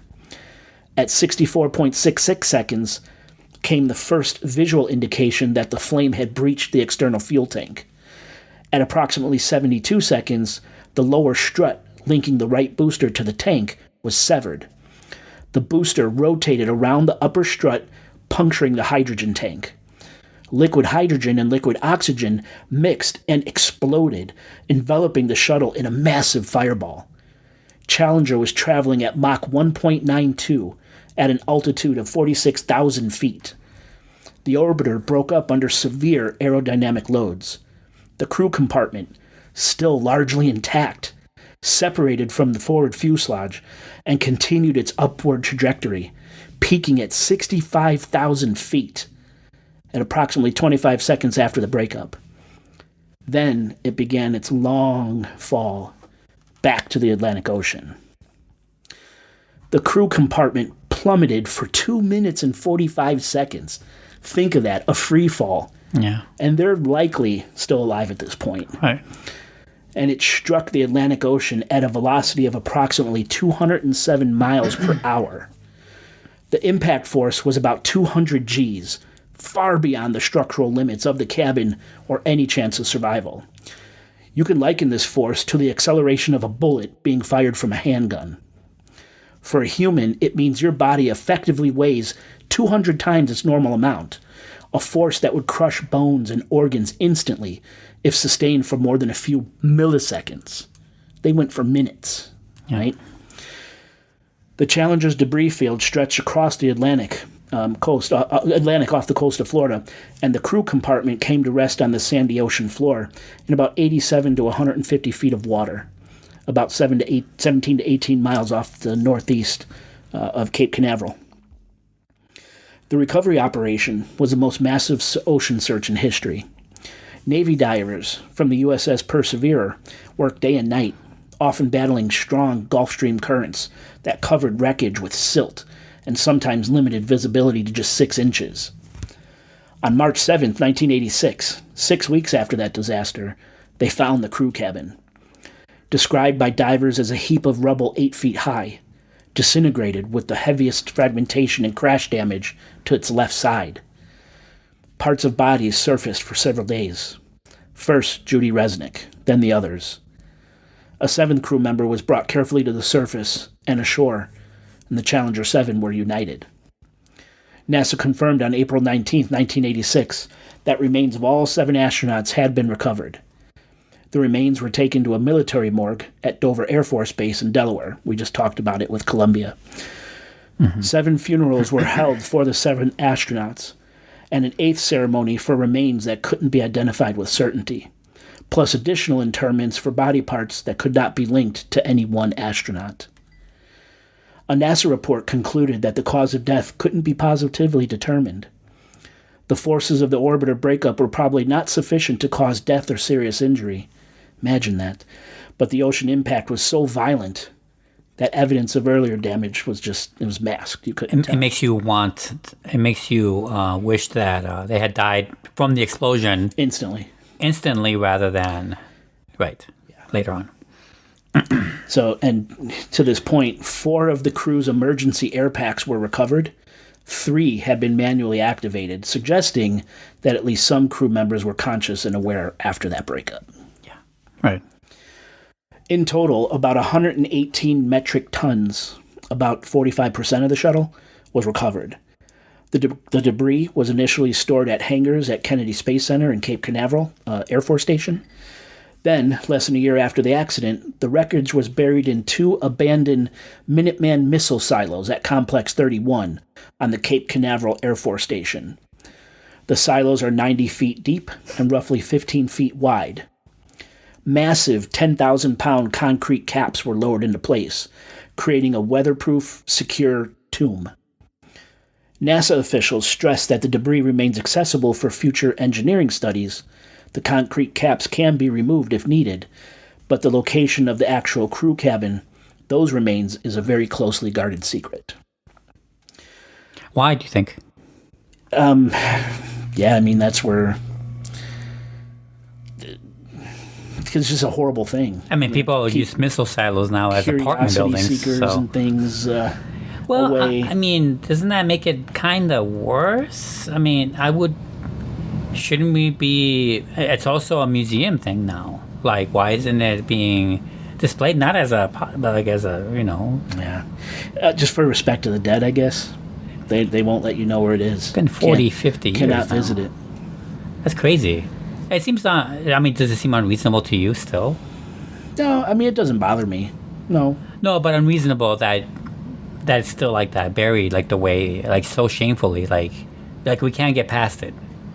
Yeah, no, I don't. No, I don't. I feel weird about it. I don't feel one way or the other about it. I get it. Yeah. Seven. Put it this way: would you keep it there? Would I keep it hidden? Let's say you got the position of authority to decide that right today. Would you change that? Yeah, I don't think that would be something I would put on display. I don't think I'd make a spec to love it. No. No, I'm not. Not saying put streamers on I don't it, think I but would. you would keep it there. I think I would just. Yeah, we're closing this chapter. Fine. Yep. We have other pieces we can study for future generations, like it said. It's part of our history, and if it's available, I would definitely put it out there. Well, it's like people ask, well, why don't you bring up the Titanic? It's like going to plantations or whatever, or like the... It's like, why don't you open a tomb? Jefferson's house or something. Yeah. We all went through. I think it's different. Just like the Titanic. Why don't you bring up the Titanic? The Jefferson Building is way worse because they did it with... Yeah, no, leave it alone. Okay. But as recently as 2022, new pieces of Challenger debris have been found. A documentary crew searching the bottom of the Atlantic off the coast of Florida for World War II wreckage uncovered a 20-foot segment made of 8-inch thermal tiles, one of the largest pieces of Challenger found in decades. So they're still pulling this stuff up. The official cause of the Challenger disaster, determined by the Rogers Commission, was the failure of O-ring seal on that right solid rocket booster. But the Commission's more damning finding was cultural. NASA's safety reporting system was so weak that the Commission termed it silent. The agency's management structure had suppressed pre-launch warnings that could have prevented the tragedy. Morton Thiokol, the manufacturer of the O-rings, first discovered that flaw in 1977 and reported it to NASA. But the commission in charge of the Shuttle project ignored it, even after significant erosion of the O-rings was discovered during shuttle flights as early as '81. Nobel Prize-winning physicist Richard Feynman was a member of the Rogers Commission. Yeah. Grew frustrated with the vague testimony and bureaucratic evasion, and in this now sort of infamous moment, he dunked a piece of O-ring material into a glass of ice water, demonstrating how it lost all resiliency at low temperatures, removing all doubt about the technical cause of the explosion. And then he accused NASA of playing Russian roulette with astronauts' lives, which they kind of did. And of course, just like the Space Shuttle Columbia tragedy, conspiracy theories surfaced about the Challenger disaster too. Mm-hmm. A recurring theory maintains that the Challenger crew members never died, that they faked their deaths or were never on the shuttle to begin with. And they're actually saying that about Artemis today, that it's all fake, that the astronauts ejected at the last minute. Social media posts circulate photos of people who resemble the astronauts, claiming they're the same individuals living under new identities. A Judith Resnick teaching law at Yale, a Michael J. Smith as a university professor, a Dick Scobie running a company. Me. Right, it's awesome. At a Target. Yeah, it's crazy. These theories are crazy. But people swear it's true. Buying cookies when he shouldn't. NASA's chief historian has stated unequivocally that the disaster did occur, and all 7 crew members, they died. Other theories claim the shuttle was sabotaged by terrorists, by foreign powers, or by a secret space-based laser weapon. Some conspiracy sites suggest the launch was intentionally botched because President Reagan was about to deliver some major news and he needed a distraction. The Rogers Commission found no evidence of sabotage, of course. The cause was tragically simple: rubber O-rings and cold weather. One theory that does hold weight, though, it's not a conspiracy so much as a suppressed truth, is that NASA managers knew about the O-ring flaw years before the launch, and launched anyway. That's not speculation. It's in the Rogers Commission report. And if you want to see, kind of what happened to the Challenger, millions were watching it. It was recorded. I've left a link in the show notes to that video. The worst part about that, and yeah, the lives, obviously, hugely. Yeah. The worst part, though, that affects me, that affects some still things day to day, is that, and about spaceflight and NASA and stuff, is that we lost our confidence with space. I think people lost, the general public lost its trust of NASA and governmental approval. I agree. And a lot of people in general lost faith or confidence into wanting to do space. Yeah. I guess it all went super downhill after that. 100%. That's why it was called. That's why I kind of called it, that grounded generation. Yeah. No, I totally understood where you're coming from for that, because it did feel that way growing up in the 90s. I wasn't there. I know famously some people have not testified, but have given testimonials about them being in school, showing the Challenger as a big event, and then seeing the horror. Yeah, of course. Right? They have so many funny stories about teachers. I think that happened all over the country. Yeah, I know it did. But I'm saying I was too young. I was 2 years old when this happened, so I was too young for that. But in the 90s, I was still hearing about it. It was still a big deal. And you could feel that lack of confidence about space. Absolutely. Yeah. I know. It's tragic. I remember my mom and my stepdad took me to Florida one time. I was a kid, probably Nico's age, 12, 13. And we got to see one of the space shuttles on the launching pad from afar. Yeah. We have pictures of that still. I don't remember which one. How many miles would you say? Quite a ways, but he had a telephoto lens, like this massive lens. Got it. Okay. Made it look like you were right there. It was really cool to see. That's so very cool. To see. I've never seen that. Yeah. Never seen that kind of thing. Yep. We didn't see it launch, but we saw it on a launch pad. It must have been launching the day closest to anything space related is going to the observatory here in Chicago. That's the closest I've ever done. Yeah. That's crazy. Sad, man. Okay, moving on. Number 9, it's the GOCE, the Ferrari of space that ran out of gas. The Gravity Field and Steady State Ocean Circulation Explorer, or GOCE, say that 5 times fast. Go ahead. Was a thing of beauty. Built by the EAU, the European Space Agency, it was sleek, aerodynamic, and powered by an ion engine, a propulsion system that used xenon gas to produce tiny, efficient thrusts. Its shape was unusual, long and slender with fins, which earned it the nickname the Ferrari of space. Sounds like it would be on a Formula One racing track, yeah. It's cool. And again, check the show notes. I have a picture of this thing. Its singular mission? Map Earth's gravity field with unprecedented precision. For 4 years, GOCE circled the planet, revealing the subtle variations in gravity that shapes ocean currents, sea level rise, and the structure of Earth's interior. That's kind of cool. I like that idea. Shit, some heavy stuff. Yeah. And it basically was delivering data that scientists only dreamed of. Right. But in October 2013, GOCE ran out of fuel. Without propulsion, the 1-ton satellite began a slow, uncontrolled descent. On November 11, 2013, it re-entered over the South Atlantic, over the Falkland Islands.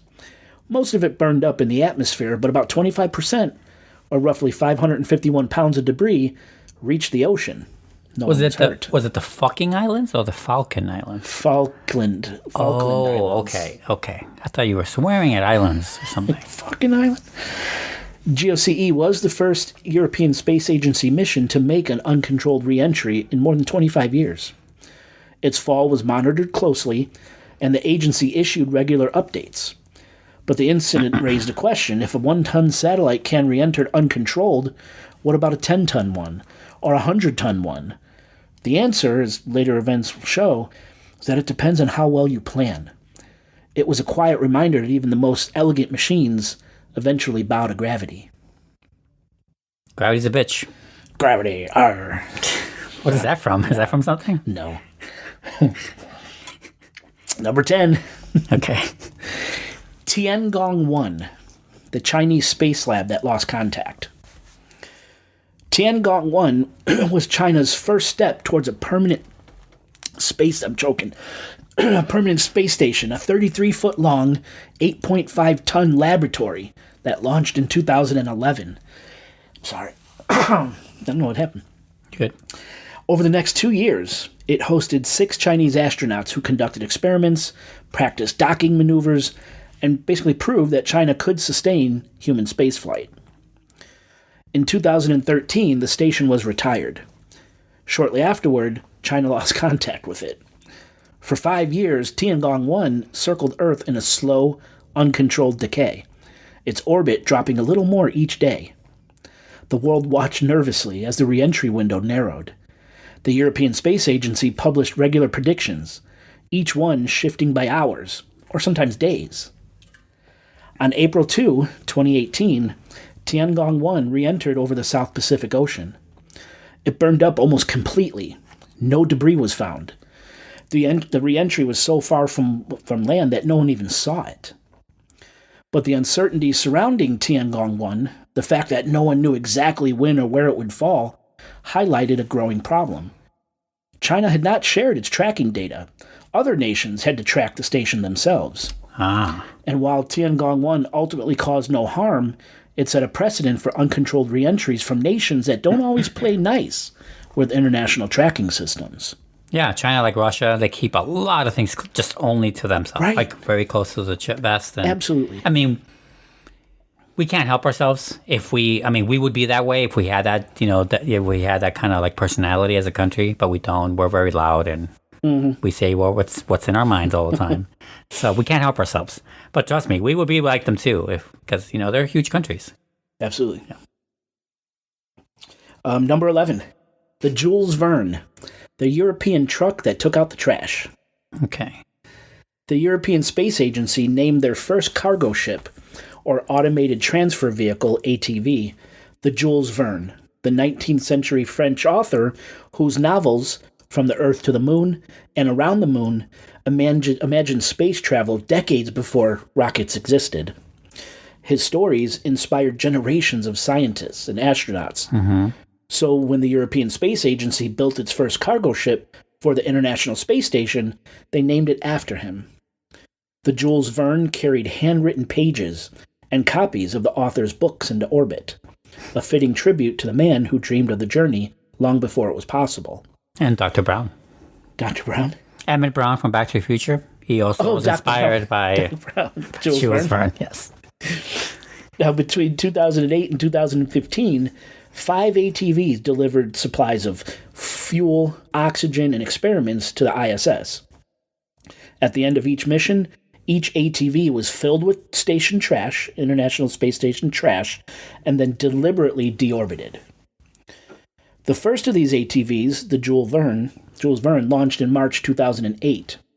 After 7 months in space, its mission was complete, and it executed a controlled re-entry on September 29, 2008, over the South Pacific Ocean, and the others followed suit, finishing in February 2015. Now, unlike most objects on this list, the ATVs were designed to burn up. You see, they had no heat shields. Mm-hmm. Their aluminum structures melted at relatively low temperatures, right, and therefore no debris hits the ground. They were a model of responsible behavior, a reminder that controlled reentries are possible if you plan for them. The ATV program set a gold standard for disposal, proving that even a 20-ton cargo ship could vanish without a trace. The ATV program also demonstrated that international cooperation can work. The spacecraft were built in Europe, launched on European rockets, and operated by the European Space Agency. They docked with the ISS, a partnership of 15 nations, and when they fell, they were aimed at the South Pacific Ocean uninhabited area, the same spacecraft cemetery used by Russia and Japan, which we'll get into a little later in this episode because it's fascinating. Because this place was really cool, and we talked about... Do you remember talking about this area of the Pacific Ocean when we did the Bloop episode? Nemo? Point Nemo, right? Yeah, this is all the same. Listeners, we did an episode, talked heavily about this section of the ocean in What the Bloop. Look up that episode. It's fun. That's right. That's what it was. I was trying to think of that. Yeah, What the Bloop. Okay, I'm going to try to get this one right. Number 12, it's the HTV Kaunotori, the Japanese stork. Kaunotori. Okay. Okay. I mean, I can check you. Yeah, Kaunotori. Japan's H-2 transfer vehicle, or the HTV, nicknamed Kaunotori, Japanese for stork, was another ISS cargo ship. Between 2009 and 2020, 9 HTVs delivered supplies, batteries, and experiments up to the orbiting lab, just like the Jules Verne. Each mission lasted 2 months. Each one ended with a controlled re-entry, again, just like Jules Verne. The first HTV re-entered on November 1st, 2009, after a successful mission. The final HTV, HTV-9, re-entered on August 20th, 2020, after delivering a new battery system to the ISS. Now, Japan took re-entry safety seriously, establishing its own regulations for controlled re-entries and building redundancies into every system. Each vehicle carried multiple navigation systems, backup computers, and redundant thrusters. When it came time to deorbit, the odds of an actual failure were very low. And when the vehicle fell, it fell where it was supposed to, into the South Pacific, far from any ship or island or person. So overall, the HTV program was a quiet success story, the reminder that not everything that falls from space has to be a crisis. Okay, number 13. Progress M27M, the Russian supply ship that went rogue. On April 28, 2015, Russia launched the Progress M27M cargo ship to resupply the ISS. Progress was carrying 6,000 pounds of cargo, including 1,940 pounds of propellant, 110 pounds of oxygen, 926 pounds of water, and 3,128 pounds of spare parts, supplies, and scientific experiment. Soon after reaching orbit, flight controllers lost contact with Progress, and the spacecraft began tumbling, and it became clear very quickly that no one could regain control of this thing. For 10 days, Progress M27M circled Earth in this uncontrolled decay, a dead ship with no one at the helm. Right. On May 8, 2015, it re-entered over the Pacific Ocean. The spacecraft was not designed for re-entry. It had no heat shield, and it was supposed to burn up completely. And in this case, it did. No debris reached the ground. But the incident highlighted a risk. Even a routine supply mission can go wrong. Progress spacecraft had flown more than 50 successful missions before M27M. But when it failed, there wasn't a backup plan. The spacecraft fell where gravity and drag took it. And while it fell into the ocean this time, there was no guarantee it would do so next time. Now, some background. The trouble began almost immediately. The Soyuz rocket carrying Progress M27M lifted off from the Baikonur Cosmodrome in Kazakhstan on April 28, 2015 at 7:09 GMT, climbing through a clear blue sky. Initial reports suggested a normal ascent, but within minutes, something went wrong.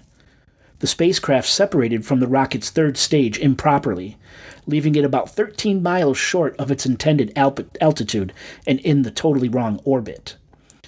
Telemetry later showed consecutive leaks in the oxidant and fuel tanks of the rocket's third stage, followed by an emergency separation. Fuel leaks from the booster had also occurred, meaning the spacecraft was not only lost, but potentially damaged right from the start. Onboard video later released by Roscosmos, or the Russian government agency responsible for the Russian Federation space program. Star City. For all mankind. So Roscosmos showed the Earth spinning wildly outside the window, confirming that Progress was rotating about its axis. The spacecraft was tumbling so fast that a full rotation only took 1.8 seconds. Wow. Right? That is blindingly fast. Fucking fast. Yeah. This rapid rotation meant its solar panels couldn't track the sun, draining its batteries. With no way to stabilize the craft, Russian flight controllers called off the rescue effort on April 29, 2015. The U.S. Air Force Joint Space Operations Center began tracking the spacecraft and soon reported 44 pieces of debris along its orbit, fragments that had broken off even before re-entry, suggesting the spacecraft might have already been coming apart. Right. For 10 days, the world watched as the tumbling Progress decayed. The European Space Agency's Space Debris Office, led by Dr. Holger Krag, strong name. Yeah. Holger Krag. Must be like a Swedish, Norwegian or something. Yeah, probably. Issued regular predictions, noting that in an uncontrolled re-entry, the vessel could fall anywhere between 51 degrees north and 51 degrees south latitude, a band that includes most of the world's population. The uncertainty window was huge. At orbital speeds, a time uncertainty of just a few hours translates into thousands of miles of possible re-entry points. On May 8, 2015, at 2:04 UTC, Progress M27M re-entered over Central Pacific Ocean. Roscosmos announced simply, the Progress M27M spacecraft ceased to exist. Most of it burned up during re-entry as designed for a spacecraft with no heat shield, and any surviving fragments fell into the ocean far from land. The U.S. military tracking refined the time of entry to 2:20 UTC, still over the Pacific, and then it was gone. The official Roscosmos investigation concluded that an improper separation from the third stage of Soyuz rocket, combined with fuel leaks, had doomed the mission. Progress M27M was not the first Progress to fall. In 2011, a similar third-stage engine failure caused a Progress to crash in Siberia. But M27M was different.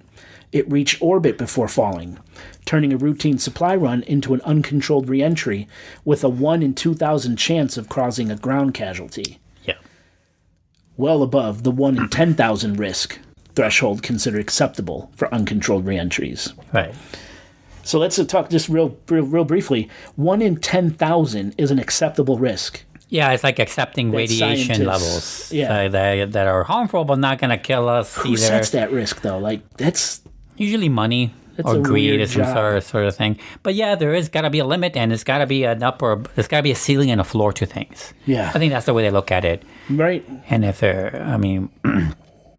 that's how they started, right? What is the acceptable risk in order to keep progress moving forward? Yeah. 1 in 10,000. Yeah. Okay. And then, when you consider all of human history, the human risk was much worse. And, it doesn't matter. Yeah. Right? The pyramids were built on the blood of a lot of people, for example. True. Yeah. Well, luckily, a lot of these stories, they end pretty well. Scary when it's happening, but they end pretty positively. Right. All right, moving on. Number 14, Oscar. You still with me on this? Yeah, we're halfway, right? Listeners, you're still with us? Number 14, ISS EP-9, the NASA battery pallet that hit a house. Ooh. Hit a house. So this is the most recent and, in some ways, kind of the most alarming. On March 8th, 2024, so this is recent, a small metal cylinder crashed through the roof of a home in Naples, Florida. It tore through 2 floors and missed the homeowner's son by 2 rooms and embedded itself in the floor. A home security camera captured the whole impact. Crazy. The object was a 1.6-pound stanchion made of a rugged metal alloy designed to survive extreme conditions. NASA later confirmed that it came from a cargo pallet called Exposed Pallet 9, or EP9, which had been jettisoned from the ISS in March 2021. The pallet overall weighed 5,800 pounds and carried spent nickel hydrogen batteries, the heaviest piece of trash ever tossed overboard from the station. NASA had predicted the hardware would burn up harmlessly after 2 to 4 years in orbit, but instead that stanchion survived and found its way to a house in Naples. And the incident raised, kind of uncomfortable questions. Who's responsible when space debris hits a house? What happens when a planned disposal goes wrong?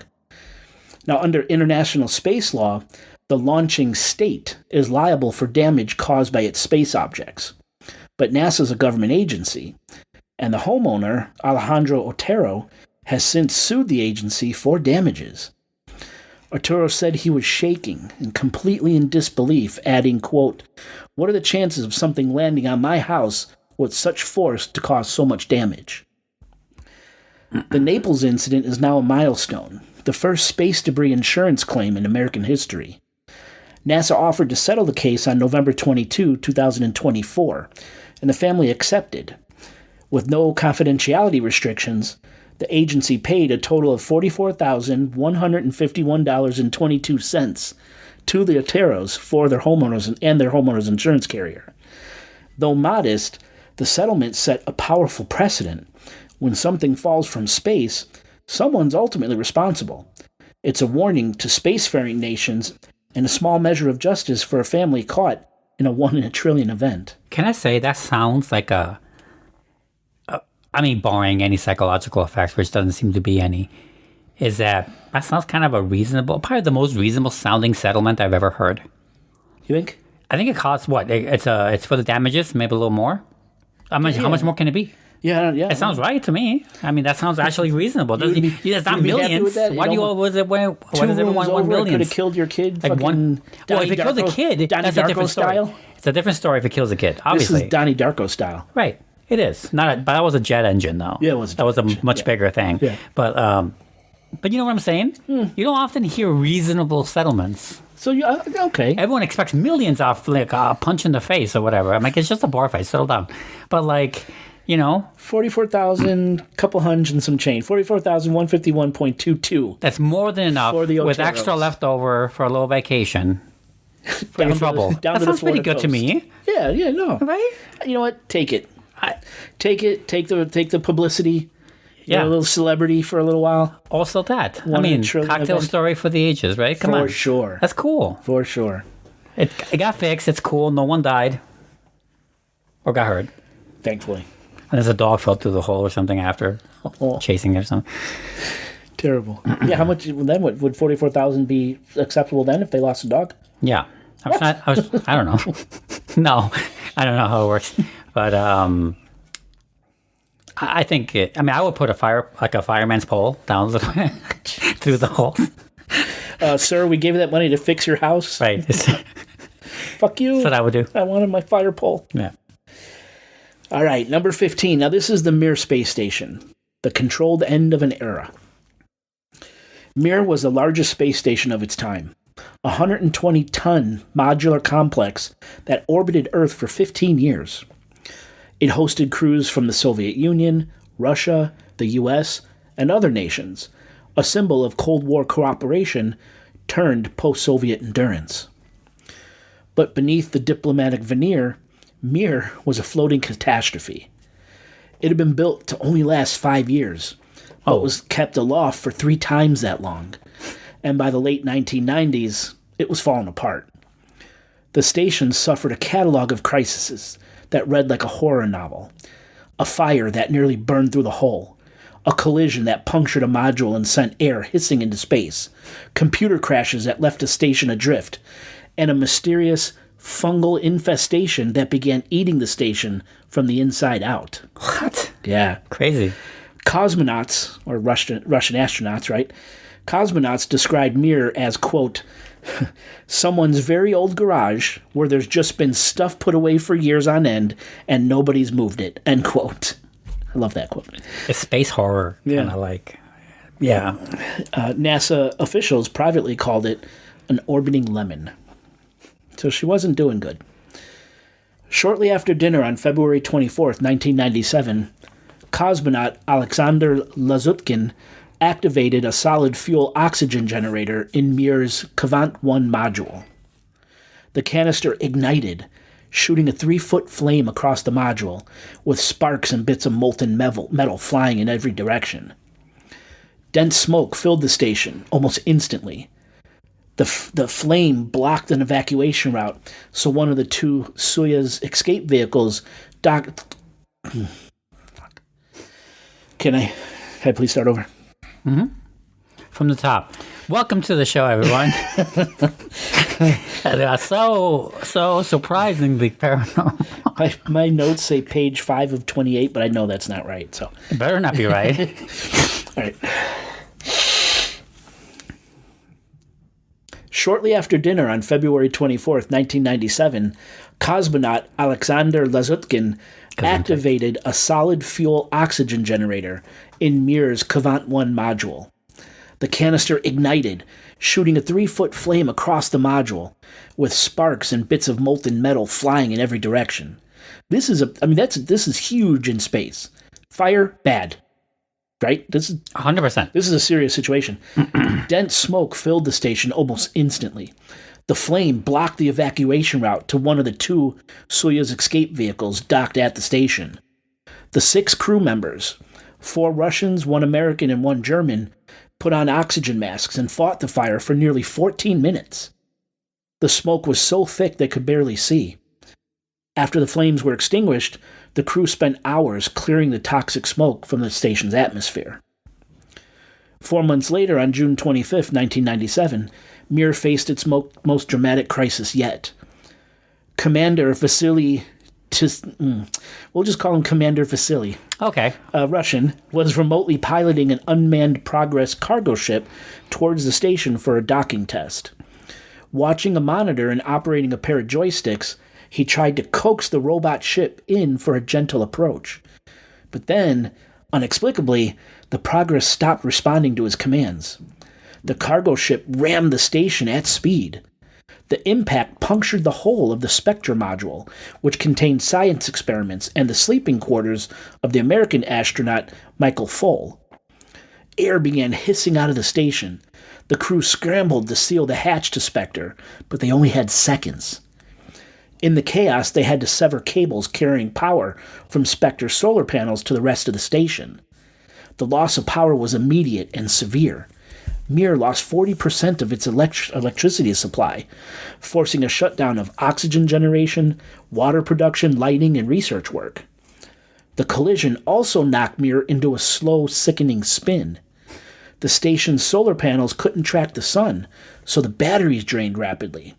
For a few terrifying hours, the crew was facing the real possibility of abandoning Mir entirely. This is a quote. "The first thought was, are we going to die instantly because of air rushing out so fast we can't control it?" Fole later told the BBC. The crew sealed off Spectre, but Fole lost all his personal gear, his clothes, his music tapes, his family photos, trapped in the depressurized module. His mood ring. They were big back then. Yeah, his porn. The station limped along at half power, with failing systems causing heat and humidity to soar, and Mir itself to list and drift. Dude, I can't even imagine how terrifying that is. No, I can't. But I can't even imagine zero gravity, much less. Yeah. Like I can't even. Much less you had a disaster in zero gravity, right? Like, oh my god. Yeah. As if the fire and collision weren't enough, Mir was also being devoured from within. In 1988, astronauts noticed that something had blanketed one of the station's windows from the outside. The outside. Several species of Earth-derived fungi had been brought up by visitors and had adapted to the space environment so well that they thrived on windows, control panels, air conditioners, and cable insulators. The fungus was corroding the station's integrity, putting both the spacecraft and its occupants at risk. It was yet another reminder that Mir was no longer a pristine laboratory. It was a biohazard. Yeah. This is a fucking movie. I just swear to God. This is a movie. How's that? Like. The problems never stopped. Yeah. A month after the fire, a second main oxygen generator malfunctioned. A month after that, the carbon dioxide removal system failed. On July 1st, 1997, a crew member inadvertently pulled the plug on Mir's main computer, causing the loss of systems and forcing a power shutdown with loss of most light, heating, and life support systems. And the list went on and on. Wow. Now, by 2001, Mir was so old, worn, and expensive to maintain. The Russian government decided to end it on its own terms. On March 23, 2001, a Progress cargo ship fired its engines to push Mir into a controlled descent. The final deorbit, the burn, lasted 22 minutes and 27 seconds. The station broke apart over the South Pacific Ocean, and debris fell into a remote area near Nadi, Fiji. It was the largest controlled re-entry ever attempted, and it went exactly as planned. I was going to say, it sounds like it did. Yeah. Oh, exactly. Yeah. Controllers had calculated the trajectory down to the second. The station's breakup was modeled in advance, and when the debris splashed down, it did so in the South Pacific Ocean uninhabited area, that same spacecraft cemetery used by the ATV, the HTV, and other controlled reentries. Mir proved that with enough preparation, even the biggest objects can be disposed of safely.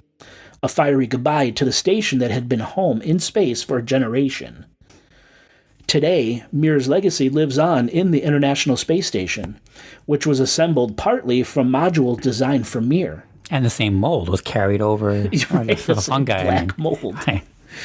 Now, and when the ISS itself is deorbited, which is planned for 2030, it will follow Mir's path, a controlled fall into the South Pacific where no one lives. But the story of Mir is not one of triumph. It's a story of survival against impossible odds. A rusted, fungus-eaten, fire-damaged, collision-scarred relic that just refused to die.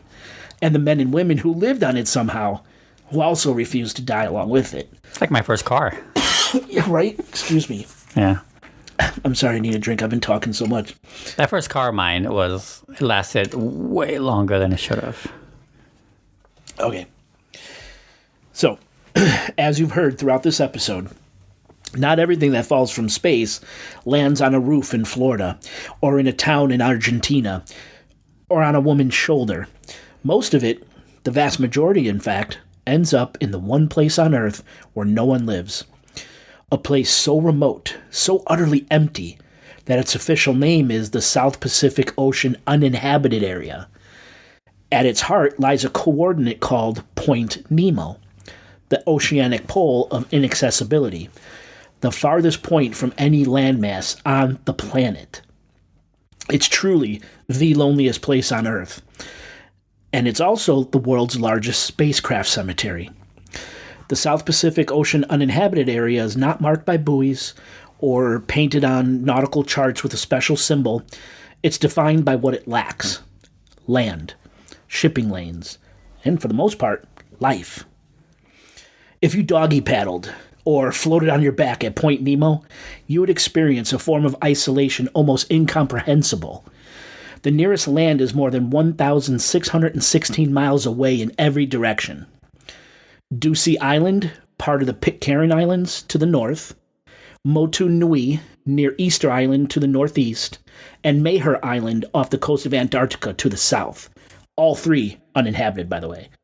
That means there is no permanent human presence within an area of roughly 8.5 million square miles of open ocean.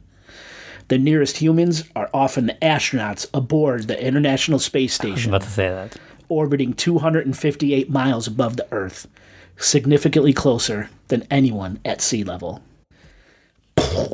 Mind just explodes. It's so crazy. Yeah, the way I heard, when I first heard about Point Nemo, I forget where, it was many, many years ago, I was also fascinated by it, but the way it was described to me, either told to me or I read it, is that it is such a lonely thing, distance from everything else in the world, that you might as well be in space, because that's how it feels. Mm-hmm. The only place you can feel like space and the loneliness as on Earth. Yeah. I can't even imagine what it is out there at night, what it looks like. It must look great. Terrifying. Now, the name Point Nemo was given in 1992 by, he's a Croatian, by Hrvoje Lukatella. We're just going to call him Lukatella. I mean, I know he read Jules Verne, I'll tell you that. Hrvoje. Hrvoje. I don't even know how you say that. Lukatella, a Croatian-Canadian survey engineer, using a geospatial program he developed to calculate the point furthest from any coastline. He named it after Captain Nemo, the fictional submarine commander from Jules Verne's 20,000 Leagues Under the Sea. Yeah. A fitting tribute, as Nemo is Latin for no one. The region's formal designation, the South Pacific Ocean Uninhabited Area, it's less poetic, but it's accurate. It's accurate. Now, the sea here is cold, averaging about 45 degrees Fahrenheit, and the depth at Point Nemo is nearly 2.5 miles down. Sunlight never reaches the ocean floor. The waters are part of the South Pacific Gyre, a vast rotating current system that is largely cut off from nutrient-rich upwellings. So as a result, the region is one of the most biologically desolate in the ocean. Marine life is minimal, mostly microbes and the occasional deep-sea scavenger. Otherwise, nothing. It's pretty cool. In fact, Point Nemo is so remote that it has spawned its own legends. And we did an episode on this, remember? The bloop.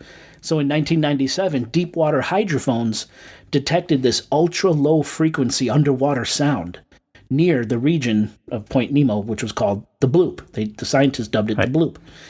The sound was powerful enough to be heard 5,000 kilometers away, and for years, speculation ran wild. Was it a giant squid, some unknown sea monster, a secret military test? Was it me? The answer, eventually, is supposedly, it's a lot more mundane. The bloop is actually a sound of an ice quake, a large iceberg cracking and caving and breaking apart in Antarctica. But the mystery just added to Point Nemo's aura. And again, go check out the bloop episode, because we covered this extensively. Yeah, and the aura, that kind of aura is compounded by the fact that, much like space, we don't know what's going on under the ocean for the majority of our history, still to this day. So, all that adds to it, like Bermuda Triangle shit, things like that, just further away. Yeah. Now, Point Nemo's extreme isolation makes it, ironically, one of the most valuable pieces of real estate on Earth, at least for space agencies. In 1971, the United States, Russia, Japan, and the European Space Agency have deliberately crashed more than 260 spacecraft into this remote patch of ocean. It's the only place on the planet routinely used as a controlled re-entry zone, a spacecraft cemetery, where the largest human-made objects are sent to die. And the logic is simple. As we've seen throughout this episode, large spacecraft do not always burn up completely during re-entry. Fragments can survive the 3,000-degree heat and reach the ground. If those fragments fall on a city, people die. If they fall in the ocean, no one dies. And by targeting Point Nemo, space agencies reduce the risk of a catastrophic ground impact to near zero. Yeah. According to NASA, the likelihood of spacecraft debris hitting someone in this part of the ocean is about 1 in 10,000.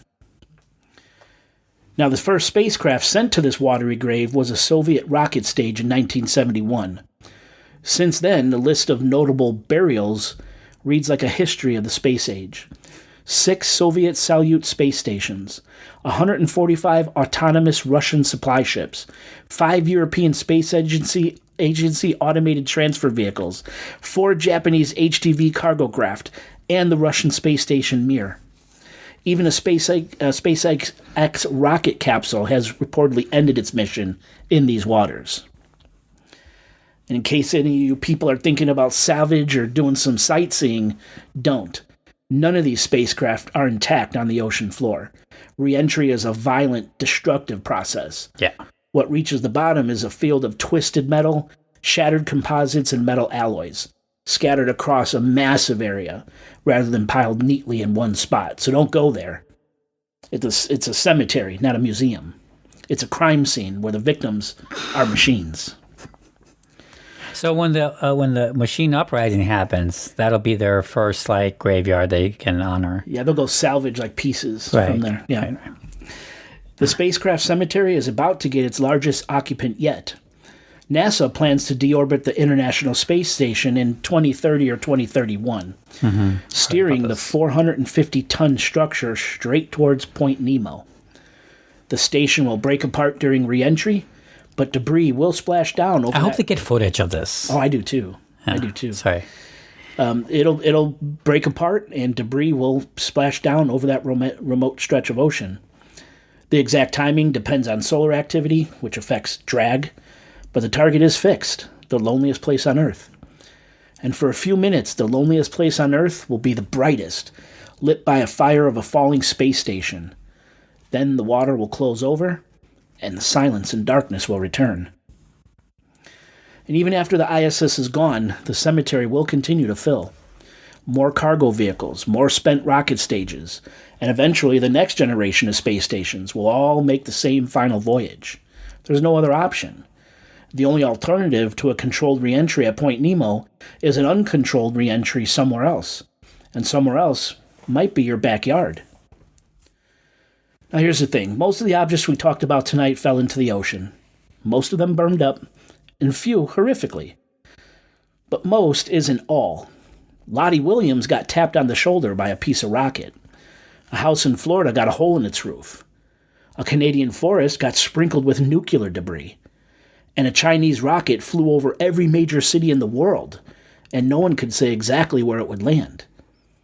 We're putting more stuff into space than ever before. More rockets, more satellites, more space stations. And we're leaving more of it up there to fall down whenever gravity decides it's time. Controlled re-entries are possible. The ATVs, the HTVs, the Mir deorbit, they all prove we can aim our trash if we want to. But uncontrolled re-entries are cheaper. They're easier. And for now, they're still legal. The question isn't whether something will fall. It's whether we'll be ready when it does. And that's all I have to say about that. What goes up must come down. I'm going to ask a question that I know it's stupid. I know you don't know the answer, and I know the answer is very simple and probably obvious that I cannot think of, that many will be asking is that why can't we just send things further into space instead of worrying about it coming back down, littering our oceans? The only factor I could guess is money. It would cost more money to get enough fuel to push them into that level of space. To go into outer space from our orbit. To go into deep space, let's That's say, right? Really that much worse? Really that much? I wonder. That's the only thing I could think of. It's got to be. Otherwise, yeah, why not? That's what I'm saying. Unless they're afraid we'll piss off the aliens. You know, if we... Because aliens, what are they putting this in our backyard for? Because, you know, if we were... Let's say if we were living... I don't want to keep bringing it up for all mankind, but if we were living in an age where we cared about space travel a lot more and we were more advanced, I expect to predict we would be in a situation where we were throwing our own garbage that we're having a lot of problems with, putting on islands of landfills into space as a solution, because that's the ultimate garbage disposal is all of space. The only thing I'm okay with littering is space, because we're all litters in it already. That makes sense to me. But, you know, like, how are we not... If we just focus up, we could just be sending our garbage into space, and not to mention all these satellites and shit. It's got to be cost. It's got to be. Has to be. Everything is cost. Everything is the problem with cost, which is something we only impose on ourselves, by the way. You know that, right? We only impose this to ourselves because we want to. You mean we always want to... Money, I mean, like, it's cost. Like, it's such a silly reason. I mean, what other reason could there be? You're right. I think you're right. You know? You're probably right. But I also think you're right in that's got to be the only place to put this shit. It's the only place that everyone's cool with. Is infinity. It's infinity. You put it in infinity. Put it, right. It's an infinite bag of holding called space. Yeah. Oh, man. Yeah. God. I thought it was as a kid, too, but, like, I just don't even know how to... How fucked up is that? Littering the cosmos. It can't be done. Give us a trillion years. We won't even do any damage. You're right. You might not ever see it again. There was it SpaceX? It'd be funny if aliens come back with our garbage. Like, is this yours? This came to our backyard, you know. Who launched... I should have... Well, it didn't re-enter, so it wouldn't make sense in this episode. I think it was SpaceX who sent the convertible out there. I heard about this. There's a convertible out there flying. Someone's in the cockpit. I don't know if it's a dummy of Elon. There's someone in the driver's seat, not cockpit. So a copy of Elon, driver's if it's a dummy. Yeah, like a dummy. And it's out there cruising, man. Out there beyond the stars. You know, it's gone so far. Great use of money. Let's definitely not make anything useful with it. Right. Definitely not. Definitely not. But I mean, that's junk. Let's make another technically, $1 billion. Right? That's junk out there in the infinite. Yeah, but that's not to save the planet. We're not throwing our own garbage like we should be. No. We have real worries here. We have microplastics everywhere. We should be worried. Microplastics in our brains. Yeah. Scary shit. In my boobs. Jesus. Yeah. Scary stuff. And it's only getting worse. And there's no solution. So there you have it. Yeah. Thank you. Thanks, Dad. Sorry, boomers, man. Sorry, listeners, if I brought you down on that one. But yeah, it's just getting worse and worse. Yeah. Kessler Syndrome. Terrifying. Yeah, it is. One major collision is going to send millions of pieces, like bullets, for generations. Mm-hmm. What? That doesn't even compute. Yeah, I do believe that while the first lunar station, livable and commercial of any kind, will not be in my lifetime, it's possible, but I just don't think it will be.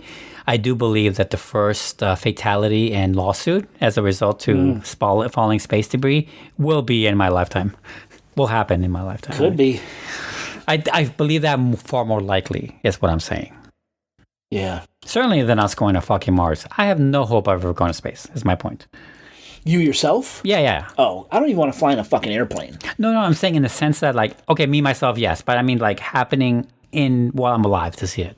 Like, on TV or whatever. Or reading it as I mean... I just don't think so. They're saying So Artemis just launched, which they're saying, people are saying are fake. Is fake. It's not. So they did a reconnaissance of the moon. They swung around the moon and came back home. Yeah, it's nice to go back to the moon. Next year... It's lovely. In 2027, they're supposed to actually land and then come home. And then in 2028, they're supposed to start building the first moon base. Okay. I believe that is as long as we don't fuck up those steps. Yeah. But they're being very nice about that time period. Yeah. So, I mean... It's almost always pushed away further than that. In a couple of years, we could see a moon base. Yeah. I don't know. Crazy. You have more hope than I do then. We did it. We did one of the episodes where... There was a construction company, let's call it in Texas, by NASA base in Texas, where they were doing remote control tests of excavating equipment to be able to control a bulldozer here on Earth that's sitting up on the moon. And they're already doing the tests years ago that they started these tests. So the equipment is in Texas, in Houston, and the operator is in a completely different state, controlling this thing remotely. That's to put it on the fucking moon, to control it from the... So all the stuff is in place. Yeah, I know. I'm not saying it's not impossible. I think everything's possible.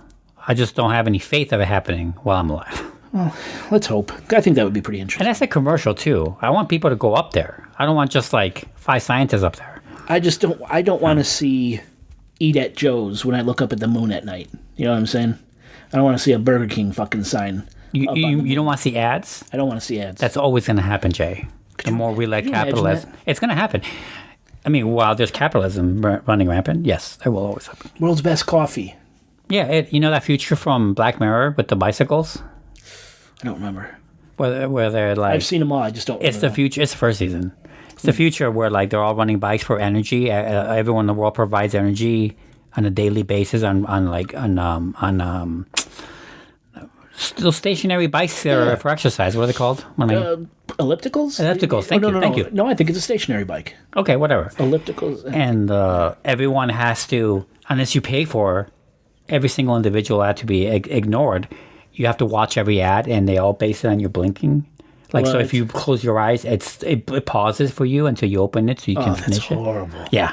I do not remember that. That's horrible. That's fucked up. There's a lot of fucked up things in that episode. That's one of them. Wow. Yeah, I don't know. I got off track. I was going to say something else. But I love space stuff. I love it. What about that guy from, we talked about him, that one guy from Vegas, Nevada, who built all those contraptions involving like an accordion-like inflating and deflating space stations for cargo and possible living habitats. Yeah. It was the guy that did the NICRU or whatever. He had that. He was the guy who owned the Uinta Basin, the ranch. Robert Bigelow? Yeah, that guy. He did stuff like that? Yes, he had a space program thing. He was into space a lot. Bigelow Aerospace, yeah. Bigelow Aerospace, that's him, yeah. He had that invention with the habitats, with the inflating and deflating thing. That's pretty cool. I do remember that. I think when we talked about Skinwalker Ranch, we might have talked about that. We did. We did it on the background of him, because he was owning Skinwalker at that time. That's right. During a while. Not anymore, but... That's right. And I mean, we've done, biodome experiments here on Earth where, astronaut or people... Pauly Shore. Right. Sorry. But there's a massive, huge one. I just watched a documentary on it a few months ago where, 8 to 10 people who would be astronauts were locked in this thing that had an atmosphere, it had a desert, it had an ocean, it had everything. And the thing was, could they survive here simulating on another planet's surface? And they couldn't. They couldn't get along, and things fell apart and turned into this whole thing. But I mean, the experiments are in place. We're working on that technology. We've been working on that technology. Now it's time we go. Go up there, do something. They won't let us go, Jay. But I don't want to go. Anybody else? Yes. I don't want to go. No, thank you. So that's it. What do you think? It was fun. I like that one. Not too long? No. No, it was definitely long. I but couldn't stop. I was You're just fine. so interested. It was definitely long. I'm not gonna lie and say it wasn't long. Definitely was long. But I'm fine with it. Awesome. Oscar, take us home on a Soyuz rocket.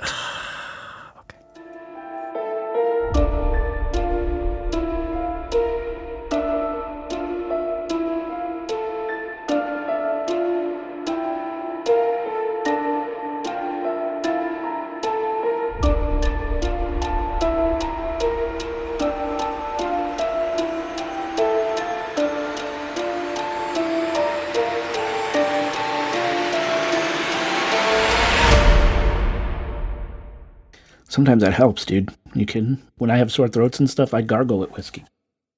No joke.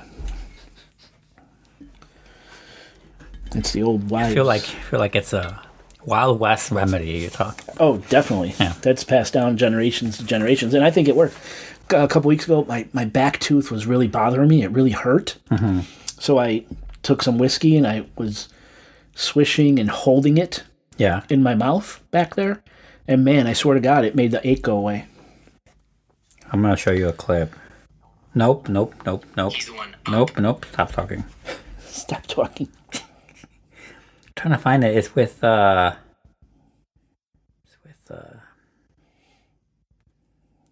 yeah, it must be this one.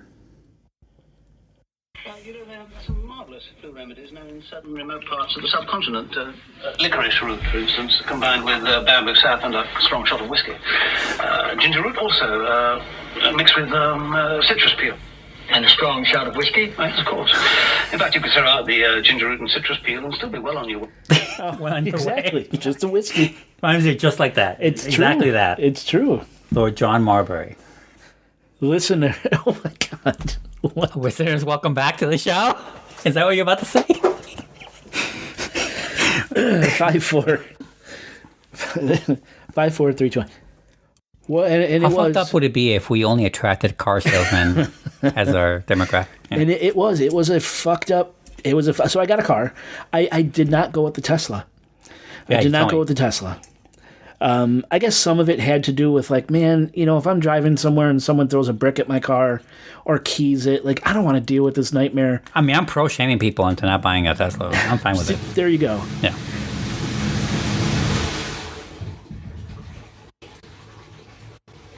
I thought I unplugged that. Definitely was stopping. Love it. You watch season 2? Yeah. Oh yeah. The Nazi world. Oh my God. So funny. So funny. Funnier still that I didn't immediately get it either. What do you mean? That I didn't know. I didn't. You didn't notice the town. Yeah. Yeah. No one. I don't think anyone did. No, I'm sure some Until people they did, but revealed like it's so. I'm not saying I was disappointed in myself, but a little bit that I didn't get it. I did. Yeah, I did. Because I guess I'm just so used to, and that's why they played on watching American television and getting used to seeing all white actors in a place, and that just threw me off because I'm so used to it. Yeah. I should have been notified. It's okay. And when they show him, what about that Forgive fucking yourself. Hitler poster? Like, oh, I didn't see that. That was funny. That was funny.